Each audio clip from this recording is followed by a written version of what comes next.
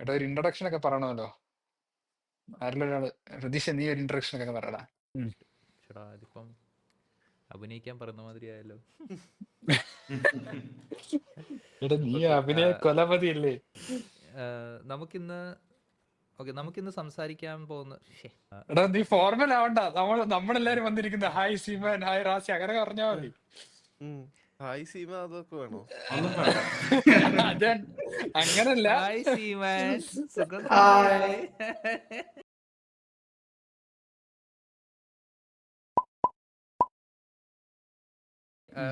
നമ്മൾ ഇന്ന് സംസാരിക്കാൻ പോകുന്ന വിഷയം എന്താന്ന് എല്ലാവർക്കും അറിയാവോ?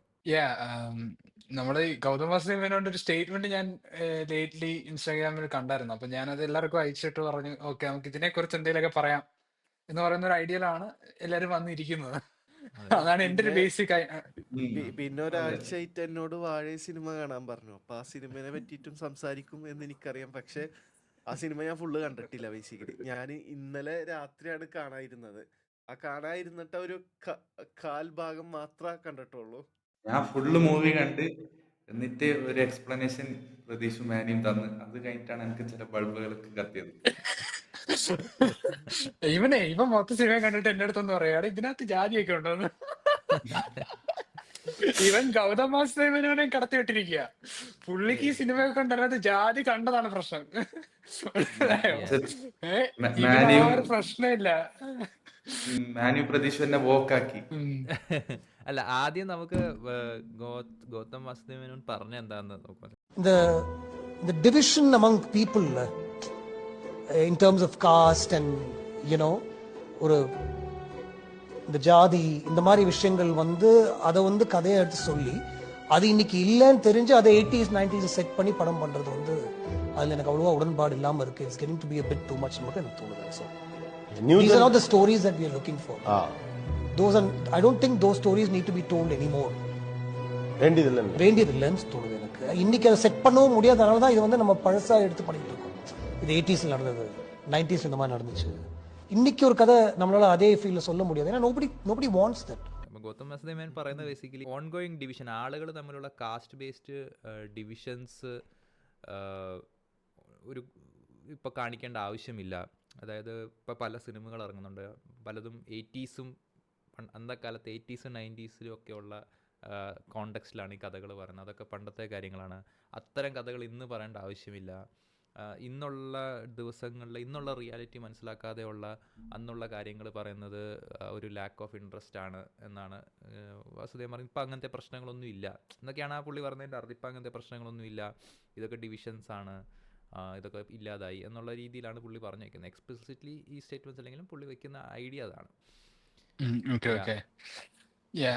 ഇതിനകത്ത് ഒരു കാര്യം പുള്ളി പറയുന്നത് പറഞ്ഞാൽ, ഡെലിബറേറ്റ്ലി ഈ സിനിമകളിലൊക്കെ ജാതി കാണിക്കാൻ വേണ്ടി പണ്ടത്തെ എന്തോ ഒരു സെറ്റിങ്ങിൽ കൊണ്ടുപോയി ഈ സിനിമ സെറ്റ് ചെയ്ത് അന്തകാലത്തെ ഒരു ആംബിയൻസും എൻവയൺമെന്റ് ഒക്കെ ആക്കി അങ്ങനെ മനഃപൂർവ്വം ഇവര് ജാതി പറയുകയാണെന്ന് പറയുന്ന രീതിയിലാണ് പുള്ളി പറഞ്ഞു വെക്കുന്നത്. ഇതിനകത്ത് ഏറ്റവും വലിയ കോമഡി എന്ന് പറഞ്ഞു കഴിഞ്ഞാൽ, പുള്ളി ഇതിനൊക്കെ ഒരു സിനിമയിൽ അഭിനയിച്ചിട്ടുണ്ട്, വിടുതല എന്ന് പറയുന്നത്. അതിനകത്ത് പാട്ട് 1 പാട്ട് 2 ഇയാളൊരു ഇമ്പോർട്ടന്റ് ക്യാരക്ടർ പ്ലേ ചെയ്യുന്നുണ്ട്. അപ്പം ഈ സിനിമയൊക്കെ എന്ത് മനസ്സിലാക്കിയിട്ടാണ് പുള്ളി അഭിനയിച്ചെന്നുള്ളത് എനിക്കറിയില്ല കേട്ടോ. കാരണം ഇത്രയും ബോധമില്ലാത്തൊരു മനുഷ്യനാണെന്നുണ്ടെങ്കിൽ ഈ സിനിമകളിലൊക്കെ അഭിനയിക്കുമ്പോൾ പുള്ളി എന്താണ് അതിനകത്ത് ഓക്കെ ഞാൻ എന്ത് പ്രോജക്റ്റിന്റെ ഭാഗമായിട്ടാണ് ഈ സിനിമയിൽ അഭിനയിക്കുന്നതിനെ കുറിച്ചൊന്നും പുള്ളിക്ക് ഒരു ധാരണ ഇല്ലെന്ന് തോന്നി. പുള്ളി ചിലപ്പോ സ്ക്രിപ്റ്റ് ഫുള്ള് വായിച്ചിട്ട് ഇതിലെവിടെ ജാതി തന്നെ ചിന്തിച്ചിട്ടുണ്ടാവുക. ഞാൻ പറയാൻ വന്ന പോയിന്റ് എന്ന് വെച്ച് കഴിഞ്ഞാൽ, ഗൗതം വാസുദേവ് മേനോൻ ബേസിക്കലി ഒരു അർബൻ ഓഡിയൻസിനെ കേറ്റർ ചെയ്യുന്ന മൂവീസാണ് കൂടുതലും ചെയ്യുക. ഒരു അർബൻ ലൈഫ് സ്റ്റൈലിൽ വരുന്ന പ്രേമം, നിരാശ. അപ്പം ആ ഒരു ഓഡിയൻസ്, അതാണ് കറണ്ട് റിയാലിറ്റി എന്നും അതാണ് കറണ്ട് ലോകം എന്നുമാണ് പുള്ളി പറയുന്നത്. ലൈക്ക് ആൻഡ് അത് കറണ്ട് ലോകമാണ്, ബട്ട് അതൊരു മൈനോറിറ്റി ആളുകളുടെ ലോകമാണ് എന്ന് ഗൗതം വാസുദേവ് മേനോനെ പോലുള്ള ആളുകൾക്ക് ഇപ്പോഴും കത്തുന്നില്ല. ആൻഡ് സർപ്രൈസിംഗ്ലി ഇത്തരം സ്റ്റേറ്റ്മെൻറ്റ്സ് എപ്പോഴും നിങ്ങൾക്ക് നോക്കുക ഒരു പ്രിവിലേജ്ഡ് കാസ്റ്റിൽ നിന്നുള്ള ആളുകളായിരിക്കും വെക്കുന്നത്. ഇപ്പോൾ എന്തിനാ അതൊക്കെ പറയണം? ഇതൊക്കെ പറയേണ്ട ആവശ്യം എന്താണ്? അതൊക്കെ പണ്ടെപ്പോഴോ ഉണ്ടായിരുന്ന, ലൈക്ക് 1947 ഗാന്ധിജി സമരം ചെയ്തപ്പോൾ ഉള്ള കാര്യങ്ങളൊക്കെ അല്ലേ ഇത് എന്നുള്ള ഒരു മെൻറ്റാലിറ്റി നമുക്ക് കാണാൻ പറ്റുന്നതും ഭൂരിപക്ഷവും, എല്ലാവരും ഒന്നും ഞാൻ പറഞ്ഞില്ല, പക്ഷേ ഭൂരിപക്ഷവും ഇത്തരം ഒരു പ്രിവിലേജ് കമ്മ്യൂണിറ്റിയിൽ നിന്നാണ് വരുന്നത്. ഇതിനെയാണ് നമ്മൾ കാസ്റ്റ് ബ്ലൈൻഡ്നെസ് എന്ന് പറയുക. കാസ്റ്റ് ബ്ലൈൻഡ്നെസ് എന്ന് വെച്ച് കഴിഞ്ഞാൽ നമ്മൾ കാണുന്നില്ല, we are not experiencing caste, we are not experiencing any discrimination. നമ്മൾ കാണുന്നില്ല. ഞാൻ ഇപ്പോൾ ഗൗതം മേനോൻ്റെ ഒരു സെറ്റിംഗ് എന്ന് വെച്ച് കഴിഞ്ഞാൽ പുള്ളി രാവിലെ എണീക്കുമ്പോൾ പുള്ളിയുടെ മനസ്സിൽ ആരെക്കുറിച്ചും ഒരു ഡിസ്ക്രിമിനേഷൻ ഇല്ല. എൻ്റെ ഭാര്യ ഒരു ക്രിസ്ത്യനാണ്, പക്ഷേ ഞാൻ ക്രിസ്ത്യനാണെന്ന് പറഞ്ഞുകൊണ്ട് ഞാൻ ഡിസ്ക്രിമിനേറ്റ് ചെയ്യുന്നില്ല. എൻ്റെ ഡ്രൈവർ മുസ്ലിമാണ്, പക്ഷേ ഞാൻ മുസ്ലിമാണ് എന്ന് പറഞ്ഞുകൊണ്ട് ഞാൻ ആളെ ഡിസ്ക്രിമിനേറ്റ് ചെയ്യുന്നില്ല. ഞാൻ റോഡിൽ കൂടെ പോകുന്ന ഒരാളുടെയും കാസ്റ്റിനെ പറ്റി ചിന്തിക്കുന്നില്ല, ആൾ എൻ്റെ കാസ്റ്റിനെ പറ്റി ചിന്തിക്കുന്നില്ല. ഞാൻ എൻ്റെ വീട്ടിൽ വരുന്ന ആളുകൾക്കെല്ലാം എൻ്റെ പ്ലേറ്റിലുള്ള ഭക്ഷണമായിരിക്കും. അപ്പോൾ ഇങ്ങനെയൊക്കെ ഒരു സെറ്റ് ഓഫ് സൈക്കോളജി ആയിരിക്കും ഇത്തരം ആളുകളുടെ മനസ്സിൽ. ചില ആളുകൾ കള്ളവും പറയുന്നു, ചില ആളുകളുടെ മനസ്സിൽ ഉണ്ടായിരിക്കും, ബട്ട് പറയുന്നതായിരിക്കും. എന്നാലും ഞാൻ കുറച്ച് ജെന്യുവിൻ അത് പറയുകയാണ്. അപ്പോൾ അങ്ങനെയുള്ള ആളുകളുടെ മനസ്സിൽ പോകുന്ന തോട്ട്സ് എന്ന് പറഞ്ഞാൽ ഇതാണ്, ലൈക്ക് ഞാൻ ആരെയും ഡിസ്ക്രിമിനേറ്റ് ചെയ്യുന്നില്ല, ആരും തുടരുതെന്ന് പറയുന്നില്ല, ഞാൻ എൻ്റെ വീട്ടിലെ ഭക്ഷണം തന്നെയാണ് അവർക്കും കൊടുക്കുന്നത്. അപ്പോൾ പിന്നെ ഇപ്പോൾ ഈ സംഭവങ്ങളൊന്നും ഇല്ലല്ലോ, then why are we thinking എന്നാണ് ഇവർ ചിന്തിക്കുന്നത്. അതെ, എനിക്ക് 2 SC/ST കൂട്ടുകാരുണ്ട് അല്ലേ. അതെ എനിക്ക് യു എസിൽ ഇതിന്റെ വെർഷൻ ഉണ്ടായിരുന്നു, മറ്റേ എന്റെ ഫ്രണ്ട് ബ്ലാക്ക് ആണെന്ന് പറയുന്നത്. അല്ല, ഇത് ആക്ച്വലി US എന്നാണ് തുടങ്ങുന്നത്. റേസ് ബ്ലൈൻഡ്നെസ് എന്ന് പറഞ്ഞൊരു കോൺസെപ്റ്റ് ഉണ്ട്. അതായത് റേസ് എന്ന് പറയുന്ന ഒരു കാര്യത്തെ പറ്റി നമ്മൾ ചിന്തിക്കുന്നേ ഇല്ല. I don't see colour. ഞാൻ ആൾക്കാരുടെ കളർ കാണുന്നില്ല. ഞാൻ ആൾക്കാരുടെ കളർ അനുസരിച്ചല്ല അവരോട് പെരുമാറുന്നത്. അവരുടെ സ്വഭാവവും മറ്റ് സവിശേഷതകൾ വെച്ചിട്ടാണ് ഞാനത് അവരോട് പെരുമാറുന്നുള്ളത്. ഈ പ്രതീക്ഷ പറഞ്ഞ പോലെ ഇതൊരു ഡിസ്ക്രിപ്റ്റീവ് സാധനം മാത്രമല്ല. അതായത് ഞാൻ ഒന്നും കാണുന്നില്ല എന്നുള്ളത് മാത്രമല്ല, അങ്ങനെ ആരും കാണാനേ പാടില്ല. നമ്മള് ഈ ജാതിയെ പറ്റിയിട്ടോ റേസിനെ പറ്റിയിട്ടോ ഒരു അക്ഷരമായി മിണ്ടാനേ പാടില്ല. മിണ്ടാതിരിക്കുകയാണ് നമ്മൾ ചെയ്യേണ്ടത് എന്ന് പറയുന്ന ഒരു കേരളയിൽ തന്നെ ഒരു പ്രബുദ്ധ യുക്തിവാദി പറഞ്ഞിട്ടുണ്ടല്ലോ, നമ്മൾ കാസ്റ്റിനെ പറ്റി സംസാരിക്കാതെ കഴിഞ്ഞാൽ കാസ്റ്റ് ഇല്ലാതാവുന്നോ. അതെ, എക്സാക്ട്ലി. അതൊക്കെ ഇതേ സെയിം ഐഡിയോളജിയാണ്. നമ്മൾ കാസ്റ്റിനെ പറ്റി മിണ്ടാതെയും പറയാതെയും അതിനെ കാണാതെയും ഒക്കെ ഇരുന്ന് കഴിഞ്ഞാൽ അത് ഇല്ലാതായിക്കോളും എന്ന് അവർക്ക് തോന്നുകയാണ്. എന്തുകൊണ്ടാണ് അവർക്ക് തോന്നുന്നത്? കാര്യം അവര് വളരെ പ്രിവിലേജ്ഡ് ആയിട്ടുള്ള ഒരു സോഷ്യോ എക്കണോമിക് സാഹചര്യത്തിലാണ് അവർ ജീവിക്കുന്നത്. അപ്പൊ അവരുടെ പെർസ്പെക്റ്റീവ് നോക്കുമ്പോൾ അവർക്ക് ജാതി കാരണമുള്ള ചെങ്ങലകളോ അത് കാരണമുള്ള ഒപ്രഷനോ ഒന്നും നേരിടേണ്ടി വരുന്നില്ല. അങ്ങനത്തെ ഒരു എക്സ്പീരിയൻസ് ജീവിക്കുന്ന ഒരാളെ സംബന്ധിച്ചിടത്തോളം അവർക്ക് ഏറ്റവും സുഖകരമായിട്ടുള്ള ഒരു കാര്യം എന്ന് പറഞ്ഞു കഴിഞ്ഞാല് ഞാൻ ഇനി ജാതി ഒന്നും പാലിക്കുന്നില്ല, ഞാൻ ജാതി കാണുന്നില്ല, ഞാൻ ജാതിയെ പറ്റി സംസാരിക്കുന്നില്ല, ഞാൻ ജാതി നോക്കാറേ ഇല്ല, എന്റെ ഭാര്യ ക്രിസ്ത്യാനിയാണ്, മറ്റേതാണ് മറിച്ചാണ് എന്ന് പറഞ്ഞിട്ട് അവരുടെ ആ പ്രിവിലേജ്ഡ് ലൈഫ് സ്റ്റൈലിൽ തന്നെ ആ എല്ലാ പ്രിവിലേജസും അനുഭവിച്ചുകൊണ്ട് തന്നെ ജാതി റെക്കഗ്നൈസ് ചെയ്യാതെ ജാതിയെ ഇഗ്നോർ ചെയ്തുകൊണ്ട് ജീവിക്കുക എന്നുള്ളതാണ്. മനസ്സിലായോ? അപ്പൊ അത് എന്നോട് വെച്ച് കഴിഞ്ഞാൽ നമ്മള് എല്ലാരും ആഗ്രഹിക്കുന്നത് അങ്ങോട്ട് ഒരു ലോകത്തിലേക്ക് എത്താനായിട്ടാണ്. മനസ്സിലായോ? നമ്മളാരും ജാതി കൺസിഡർ ചെയ്യാതെ ഇങ്ങനെ നമ്മുടെ ജീവിതത്തിൽ മുന്നോട്ട് പോകാൻ പറ്റുന്ന ഒരു ലോകത്തെ പറ്റിയിട്ടാണ് നമ്മൾ എൻവിഷൻ ചെയ്യുന്നത്. പക്ഷേ ഇങ്ങനെ ഒരു സോഷ്യോ എക്കണോമിക് സിറ്റുവേഷൻ എക്സിസ്റ്റ് ചെയ്യുമ്പോൾ, ഒരു സോഷ്യോ എക്കണോമിക് ഇൻഇക്വാലിറ്റി എക്സിസ്റ്റ് ചെയ്യുമ്പോൾ ആ ഇൻഇക്വാലിറ്റിയെ ഇഗ്നോർ ചെയ്യാൻ വേണ്ടിയിട്ട് അത് യൂസ് ചെയ്യുന്നത് ഭയങ്കര ഒരു വലിയ തെറ്റാണ്. ആ ഇൻഇക്വാലിറ്റി റെക്കഗ്നൈസ് ചെയ്തുകൊണ്ട് തന്നെ വേണം നമ്മൾ ഇങ്ങനെ ഒരു ലൈഫ് സ്റ്റൈൽ ജീവിക്കാനായിട്ട്. When there is social inequality, അത് ആ ഇൻഇക്വാലിറ്റിയെ ചോദ്യം ചെയ്യാനായിട്ട് നമ്മൾ അവിടെ ജാതി പറയണമെങ്കിൽ ജാതി പറയണം. ജാതി പറഞ്ഞുകൊണ്ട് തന്നെ നമുക്ക് ഇൻഇക്വാലിറ്റിയെ പരിഹരിക്കാൻ കഴിയുകയുള്ളൂ. ജസ്റ്റ് ഫോർ ഹൊറർ നമുക്ക് ഇവർ പറയുന്ന കാര്യം ഇപ്പം ആരും അങ്ങനെ എന്താ പറയുന്നത് ഒവേർട്ട്ലി അങ്ങനെ അയ്യോ ഹോ ദളിതൻ ചീ എന്ന് പറയുന്നേ വാവ് നൈസ് ഇങ്ങനെയുള്ളൊരു വികാരം ഇല്ലാതെ നിൽക്കുന്ന ഒരു സമൂഹമാണെന്ന് വിചാരിച്ചോ. എന്നാലും ഇവിടെ കാസ്റ്റ് ഉണ്ട് എന്നൊരു സത്യം ആളുകൾ തിരിച്ചറിയാതെ പോകുന്നുണ്ട്. അതിനൊരു കാരണം ഞാൻ വിചാരിക്കുന്നത് പെർസ്പെക്റ്റീവാണ്. എങ്ങനെ ആളുകൾ സമൂഹത്തെ കാണുന്നുള്ള പെർസ്പെക്റ്റീവാണ്. ഇപ്പോൾ മിക്ക ആളുകളും കാസ്റ്റിനെ ഒരു ഇൻഡിവിജ്വൽ ആളുകളുടെ മനസ്സിൽ നിലനിൽക്കുന്ന ഒരു കോൺസെപ്റ്റായിട്ടാണ് കാസ്റ്റിനെ മോഡൽ ചെയ്യുന്നത്. ഐ മീൻ അങ്ങനെ ഉണ്ട്, പക്ഷേ അത് മാത്രമാണ് കാസ്റ്റ് എന്നുള്ള രീതിയിലാണ്. അതായത് ഇപ്പോൾ എൻ്റെ മനസ്സിൽ ഒരു വ്യക്തിയോട്, ഇപ്പോൾ ഞാൻ മാനിയോട് എൻ്റെ മനസ്സിൽ മാനിയുടെ കാസ്റ്റിനെ പറ്റിയുള്ള ചില നെഗറ്റീവ് ചിന്തകൾ ഉണ്ടെങ്കിൽ അവിടെ അതാണ് കാസ്റ്റ് ഡിസ്ക്രിമിനേഷൻ. അതിനപ്പുറം കാസ്റ്റ് എങ്ങനെ വർക്ക് ചെയ്യുന്നു എന്നത് നമ്മൾ മനസ്സിലാക്കുന്നത്. അതിന് എനിക്ക് തോന്നുന്ന പല കാരണങ്ങളുണ്ട്. ഒന്ന്, നമ്മൾ സ്കൂളുകളിൽ ഈ കാസ്റ്റ് ഡിസ്ക്രിമിനേഷൻ എന്താണെന്ന് ശരിക്കും പഠിക്കുന്നില്ല. അതാണ് എനിക്ക് തോന്നിയിട്ടുള്ളത്. Like we don't study about caste discrimination in school. നമ്മൾ ആകെ പഠിക്കുന്നത് കാസ്റ്റ് ഡിസ്ക്രിമിനേഷൻ തെറ്റാണ് എന്ന് നമ്മൾ പഠിക്കും സിവിക്സിൽ. ഇപ്പം നമുക്ക് പ്രേക്ഷകർക്ക് ഇപ്പോൾ ചിന്തിക്കാൻ പറ്റും, ഞാൻ സ്കൂളിൽ എന്താണ് പഠിച്ചത് കാസ്റ്റ് ഡിസ്ക്രിമിനേഷനെ പറ്റി നോക്കുമ്പോൾ കാസ്റ്റ് ഡിസ്ക്രിമിനേഷൻ ഉണ്ട്, കാസ്റ്റുകളുണ്ട്, അപ്പർ കാസ്റ്റ് ഉണ്ട്, ലോവർ കാസ്റ്റ് ഉണ്ട്. ഇവർ തമ്മിൽ ഡിസ്ക്രിമിനേഷൻ ഉണ്ടായിരുന്നു, അൺടച്ചബിൾസ് കുറേ പേരുണ്ടായിരുന്നു. മഹാത്മാഗാന്ധിജി വന്നിട്ട് ഇവർ നമ്മുടെ ആളുകളാണ് കേട്ടോ, ഹരിജനാണെന്ന് പറഞ്ഞു. പിന്നെ ഇവരെല്ലാം അൺടച്ചബിലിറ്റി ഇല്ലീഗലാണ് നമ്മൾ തെളിയിച്ചു, ആൻഡ് നമ്മൾ അൺടച്ചബിലിറ്റി ബാൻ ചെയ്തു. ഇതിൽ കൂടുതൽ നമ്മൾ കാസ്റ്റ് ഡിസ്ക്രിമിനേഷൻ്റെ എങ്ങനെയാണ് കാസ്റ്റ് ഡിസ്ക്രിമിനേഷൻ സമൂഹത്തിൽ നിലനിൽക്കുന്നത്, പ്രവർത്തിക്കുന്നതെന്ന് നമ്മൾ പഠിക്കുന്നില്ല. ഇത് പഠിക്കുന്നത് ആരാണ്? ഈ കാസ്റ്റിനെ കുറിച്ച് ഒന്നെങ്കിൽ ഈ അണ്ടർ പ്രിവിലേജ് ആളുകൾക്ക് സ്വയം ജീവിതാനുഭവത്തിൽ നിന്ന് മനസ്സിലാവും എങ്ങനെയാണ് കാസ്റ്റ് വർക്ക് ചെയ്യുന്നതെന്ന്, അല്ലെങ്കിൽ കുറച്ച് പേര് ഇരുന്നതിനെ കുറിച്ച് മറ്റ് സംഭവങ്ങളൊക്കെ വേറെ ഈ സമൂഹത്തിലെ പ്രശ്നങ്ങൾ മനസ്സിലാക്കി പോയി പഠിച്ച് മനസ്സിലാക്കുന്നവരാണ്. അല്ലാത്ത ഭൂരിപക്ഷം ജനത എന്ന് പറഞ്ഞു കഴിഞ്ഞാൽ ഇതെന്താണെന്ന് മനസ്സിലാക്കുന്നത്. അവർക്ക് ഇതിനെക്കുറിച്ചുള്ള ഒരു ഔട്ട്ലുക്ക് കിട്ടുന്നത് പിന്നെ ഇവർക്ക് കിട്ടുന്നതെന്ന് വെച്ച് കഴിഞ്ഞാൽ സിനിമകളും ആർട്ടുകളിലും നിന്നാണ്. എന്താണ് കാസ്റ്റ് ബേസ്ഡ് ഡിസ്ക്രിമിനേഷൻ എന്നതിനെക്കുറിച്ചുള്ള ഒരു ഐഡിയ കിട്ടുന്നത് സിനിമകളിൽ നിന്നും മറ്റ് ആർട്ട് ഫോംസിൽ നിന്നുമാണ്. ഇതിലെ ഒരു പ്രശ്നം എന്ന് പറഞ്ഞാല് ഇവരുടെ ഇതെല്ലാം ഈ ടെക്സ്റ്റ് ബുക്ക് കാസ്റ്റിസമാണ്. അതായത് ഈ കവിതകളിലും കഥകളിലും ഒക്കെ കേൾക്കുന്ന കാസ്റ്റിസമാണ് ഇവർ ഈ പറയുന്ന അശ്ലീകരം, മാറി നിൽക്ക, ഞാനൊരു നമ്പൂരിയാണ് എന്നൊക്കെ പറഞ്ഞിട്ടുള്ള ഇതൊക്കെ മറ്റേ യാഥാർത്ഥ്യത്തിൽ നമ്മൾ ജാതിയെ കാണുന്നത് ഇങ്ങനൊന്നും ആയിരിക്കില്ല. നമ്മുടെ നിത്യജീവിതത്തിൽ നമ്മൾ ജാതിയെ കാണുന്നത് ഇങ്ങനൊന്നും ആയിരിക്കില്ല. ഇങ്ങനെയുള്ള ഇൻസിഡൻസ് ഒക്കെ ആണ്ടിലൊരിക്കലൊക്കെ ഏതെങ്കിലും ഒരാൾക്കൊക്കെ സംഭവിക്കുന്നതായിരിക്കും. ഇതാണ് പക്ഷെ സിനിമയിൽ ഞങ്ങൾ ജാതി പറയും, ഞങ്ങൾ ജാതിയെ വിമർശിക്കുന്നു എന്ന് പറഞ്ഞ പടങ്ങളിൽ കാണിക്കുന്നത് ഒരു upper cast point of view of what casteism എന്നുള്ള സാധനമാണ്. അതിന്റെ ഏറ്റവും ഒരു ഉദാഹരണം ഞാനിപ്പോൾ ഈ ഇടയ്ക്ക് കണ്ട സിനിമയാണ് AR എന്നുള്ള സിനിമ കണ്ടിട്ട്. അപ്പം AR എന്നുള്ള സിനിമ കാണുമ്പോൾ അതിനകത്ത് അവർ എഴുതുന്ന ആളുകൾ എനിക്ക് കാസ്റ്റിനെ വിമർശിക്കണം അവരുണ്ട്, അവരുടെ മനസ്സിലുണ്ട് എനിക്ക് കുറച്ച് കാസ്റ്റിനെ വിമർശിക്കണം. അപ്പോൾ എന്ത് ചെയ്യണം? എടാ ഇങ്ങനെ ഡയലോഗ് അടിച്ചോ, ഇന്ന ഡയലോഗ്. അപ്പോൾ പുട്ടിന്റെ പീര പോലെ ഇടയ്ക്കിടയ്ക്ക് അവരിങ്ങനെ ഇടാറുണ്ട്, ലൈക്ക് മാറി നിൽക്കുക, ഹൈ അശ്രീകരം, ഹൈ നിന്റെ കുലം ഇങ്ങനെയാണല്ലേ.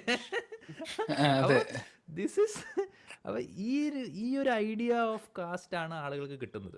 അപ്പം എനിക്ക് തോന്നുന്നത് ഇതിൽ നിന്നൊക്കെ വ്യത്യസ്തമായിട്ട് നമ്മൾ നേരത്തെ പറഞ്ഞ ഈ ഒരു സംഭവം, ലൈക്ക് ഈ ഒവേർട്ടായിട്ടുള്ള കോൺഷ്യസ് ആയിട്ടുള്ള ഡിസ്ക്രിമിനേഷൻ ഞാൻ ചെയ്യുന്നില്ലല്ലോ, പിന്നെ എന്തിനാണ് ഇപ്പോൾ കാസ്റ്റ് ചെയ്യേണ്ടതെന്ന് പറയുമ്പോൾ അവരെ ബേസിക്കലി ഇതല്ല കാസ്റ്റ് എന്ന് കാണിക്കുന്ന ഒരു സിനിമയെക്കുറിച്ച് നമുക്ക് സംസാരിക്കാം. കാരണം അത് നമ്മളിന്ന് നമ്മുടെ ഇൻട്രൊഡക്ഷനിലും കുറച്ച് പറഞ്ഞു, വാഴൈ എന്ന് പറഞ്ഞ സിനിമ. യെസ്, ഈ വാഴയുടെ പ്രത്യേകത എന്ന് പറഞ്ഞു കഴിഞ്ഞാൽ ഇപ്പൊ ഗൗതം വാസുദേവന്റെ മേനോന്റെ പ്രശ്നം എന്ന് പറഞ്ഞു കഴിഞ്ഞാൽ ഇന്നത്തെ കാലഘട്ടത്തിൽ ഇങ്ങനെയുള്ള പ്രശ്നങ്ങൾ നടക്കുന്നില്ലെന്നാണല്ലോ. വാഴൈ സിനിമ എടുത്തിരിക്കുന്നത് മാരി സെൽവരാജ് എന്ന് പറഞ്ഞ ഡയറക്ടറാണ്. അദ്ദേഹത്തിന്റെ ജീവിതത്തിൽ കുഞ്ഞുനാളിൽ നടന്നിട്ടുള്ള ഒരു കാര്യത്തെ പറ്റിയിട്ടാണ്. ഇപ്പൊ ഗൗതം വാസുദേവ മേനോനെക്കാളും പ്രായം കുറവാന്ന് തോന്നുന്നു മാരി സെൽവരാജിന്.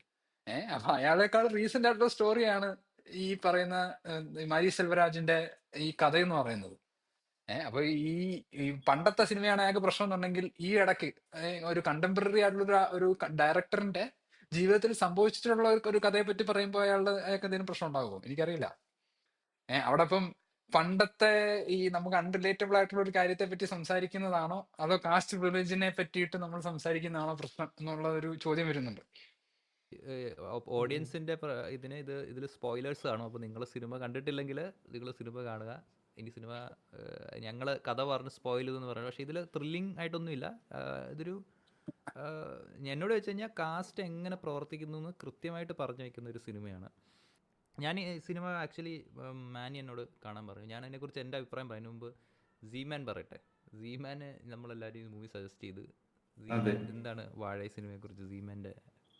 അപ്പം ഞാൻ വാഴ സിനിമ കാണുന്നതിന് മുമ്പ് ഒരു കാസ്റ്റ് ബ്ലൈൻഡ് ആയിട്ടുള്ള ഒരാളായിരുന്നു എന്നെനിക്ക് മനസ്സിലായി സിനിമ കണ്ടിട്ട് ഇവരടുത്ത് സംസാരിച്ചപ്പോൾ. അപ്പം ഒരു വില്ലേജിൽ ജീവിക്കുന്ന കുറച്ച് ആൾക്കാരുണ്ട്. അതില് ഒരു ഹീറോ എന്ന് പറഞ്ഞ ഒരു ചെക്കനാണ്, സ്കൂളിൽ പഠിക്കുന്ന ചെക്കൻ്റെ മെയിൻ വർക്ക് വീട്ടിൽ നിന്നും പറഞ്ഞേക്കുന്നുണ്ട് ചെക്കൻ്റെ അമ്മയും സിസ്റ്ററും ഈ വർക്ക് ചെയ്യാൻ. അതായത് ഈ വാഴ തലയിൽ വെച്ചിട്ട് ഇങ്ങനെ ട്രാൻസ്പോർട്ട് ചെയ്യല്, അതാണ് ഈ കുട്ടിന്റെ വർക്ക്. എന്നിട്ട് ഈ കുട്ടി അതേ ടൈം സ്കൂളിലും പോകുന്നുണ്ട്. അപ്പം ഈ കുട്ടി ഫേസ് ചെയ്യുന്ന ഡിഫിക്കൽട്ടീസ് ആണ് മെയിൻ. ആ ആംഗിളാണ് ഞാൻ കണ്ടത് സിനിമ. ഞാൻ ജസ്റ്റ് ഈ കുട്ടിയാണ് ഹീറോ, ഈ കുട്ടി കുറെ കഷ്ടപ്പെടുന്നുണ്ട്, സ്കൂളിൽ പോയി കഴിഞ്ഞിട്ട് ഇപ്പൊ ഹോളിഡേ വന്നാൽ ഈ കുട്ടിനെ ഈ പണിക്ക് വിടും. എന്നിട്ട് ഈ കുട്ടിക്ക് തീരെ ഇഷ്ടമില്ല പണിയെടുക്കാൻ. പക്ഷെ എന്നാലും ഈ വലിയ ഹെവി ആയിട്ടുള്ള ഈ വാഴ അവിടെ ദൂരെ വരെ പോയി, ഒറ്റക്കല്ല ഒരു ടീമിന്റെ കൂടെയാണ് പോകുന്നത്. അതിൽ കുറെ കുട്ടികളുണ്ട്, അതിലൊരു കുട്ടിയാണ് ഇവൻ കഷ്ടപ്പെട്ടു പോയി വാഴ എടുത്ത് തിരിച്ചു വരുന്നു. ഇതാണ് ഈ കുട്ടിന്റെ ലൈഫ്. അപ്പം ഈ കുട്ടിന്റെ ട്രബിൾസ് എന്നുള്ള ആംഗിളാണ് ഞാൻ കണ്ടത്. നേരത്തെ ഇൻഡിവിജ്വൽ ആംഗിൾ, ഈ കുട്ടി എന്തുകൊണ്ട് ഈ സിറ്റുവേഷനിൽ വന്നു അങ്ങനെയൊന്നും ഞാൻ ചിന്തിച്ചില്ല. ഞാനൊരു ഇമോഷണൽ മൂവി, ഒരു കുട്ടി ഇങ്ങനെ കഷ്ടപ്പെടുന്നു, ആ ആംഗിളിൽ കണ്ടത്. അപ്പം വേറെ ഇതില് എന്തുകൊണ്ടാണ് ഈ സിസ്റ്റം ഈ കുട്ടിനെ ഇങ്ങനെ ആക്കുന്നതെന്നോ അങ്ങനെ കുറെ പോയിന്റേഴ്സ് ഉണ്ട് മൂവിയിൽ. പക്ഷെ ബ്ലൈൻഡ് ആയത് കൊണ്ട് എനിക്ക് അതൊന്നും പിക്കപ്പ് ചെയ്യാൻ പറ്റിയില്ല. അത് കഴിഞ്ഞിട്ട് എല്ലാം കഴിഞ്ഞിട്ട് ഒരു അനാലിസിസ് പ്രതീക്ഷയും മാനയും തന്നപ്പോഴാണ് എനിക്ക് പല വഴുക്കും കത്തിയത്. ഓ അങ്ങനെയാണല്ലേ, ഇത് ഇങ്ങനെയാണല്ലേ, ഓ ഈ പോയിന്റിന്റെ മീനിങ് ഇതാണല്ലേ. ആ സാധനം വന്നത് കുറെ പോയിന്റ്സ് പ്രതീക്ഷയും മാനയും പറഞ്ഞപ്പോഴാണ്. അതുവരെ എനിക്ക് കത്തിയിട്ടൊന്നും ഉണ്ടായിരുന്നില്ല. ഞാൻ വിചാരിച്ചു, ഓ ഇതൊരു കുട്ടീന്റെ കഷ്ടപ്പാട്. അങ്ങനെ ഞാൻ കണ്ടത്. യാ അത് ഇതിനകത്തൊരു കാര്യം എന്ന് പറഞ്ഞാല് ഇപ്പൊ മാരി സെൽവരാജ് ആരാണെന്ന് അറിയാവുന്ന ആൾക്കാർക്ക് പുള്ളി ഒരു പടം കാണുമ്പോൾ എന്തൊക്കെയാണ് എക്സ്പെക്ട് ചെയ്യണതെന്ന് അറിയാം ഓൾറെഡി, മനസ്സിലായി. കാരണം ഹീസ് നമ്മുടെ പാ രഞ്ജിത്ത് എന്ന് പറഞ്ഞൊരു തമിഴ് ഡയറക്ടറാണ്. പുള്ളിയാണ് ഇത് തുടങ്ങിയത്. അതായത് സിനിമയിലൂടെ കാസ്റ്റിനെ പറ്റി സംസാരിക്കുക, കാസ്റ്റിന്റെ പൊളിറ്റിക്സിനെ പറ്റി സംസാരിക്കുക എന്ന് പറയുന്ന ഒരു കാര്യം ഈ നമ്മുടെ പാ രഞ്ജിത്താണ് തുടങ്ങുന്നത്. ആ പാ രഞ്ജിത്തിന്റെ ഒരു സ്കൂൾ ഓഫ് തോട്ട് എന്നാണ് നമ്മുടെ മാരി സെൽവരാജ് പോലുള്ള ഡയറക്ടേഴ്സ് ഒരുപാട് വന്നിട്ടുള്ളത്. പുള്ളി ഒരു അസിസ്റ്റന്റ് ഡയറക്ടറൊക്കെ ആയിട്ടിരുന്ന ആളാന്ന് തോന്നുന്നു മാരി സെൽവരാജ്.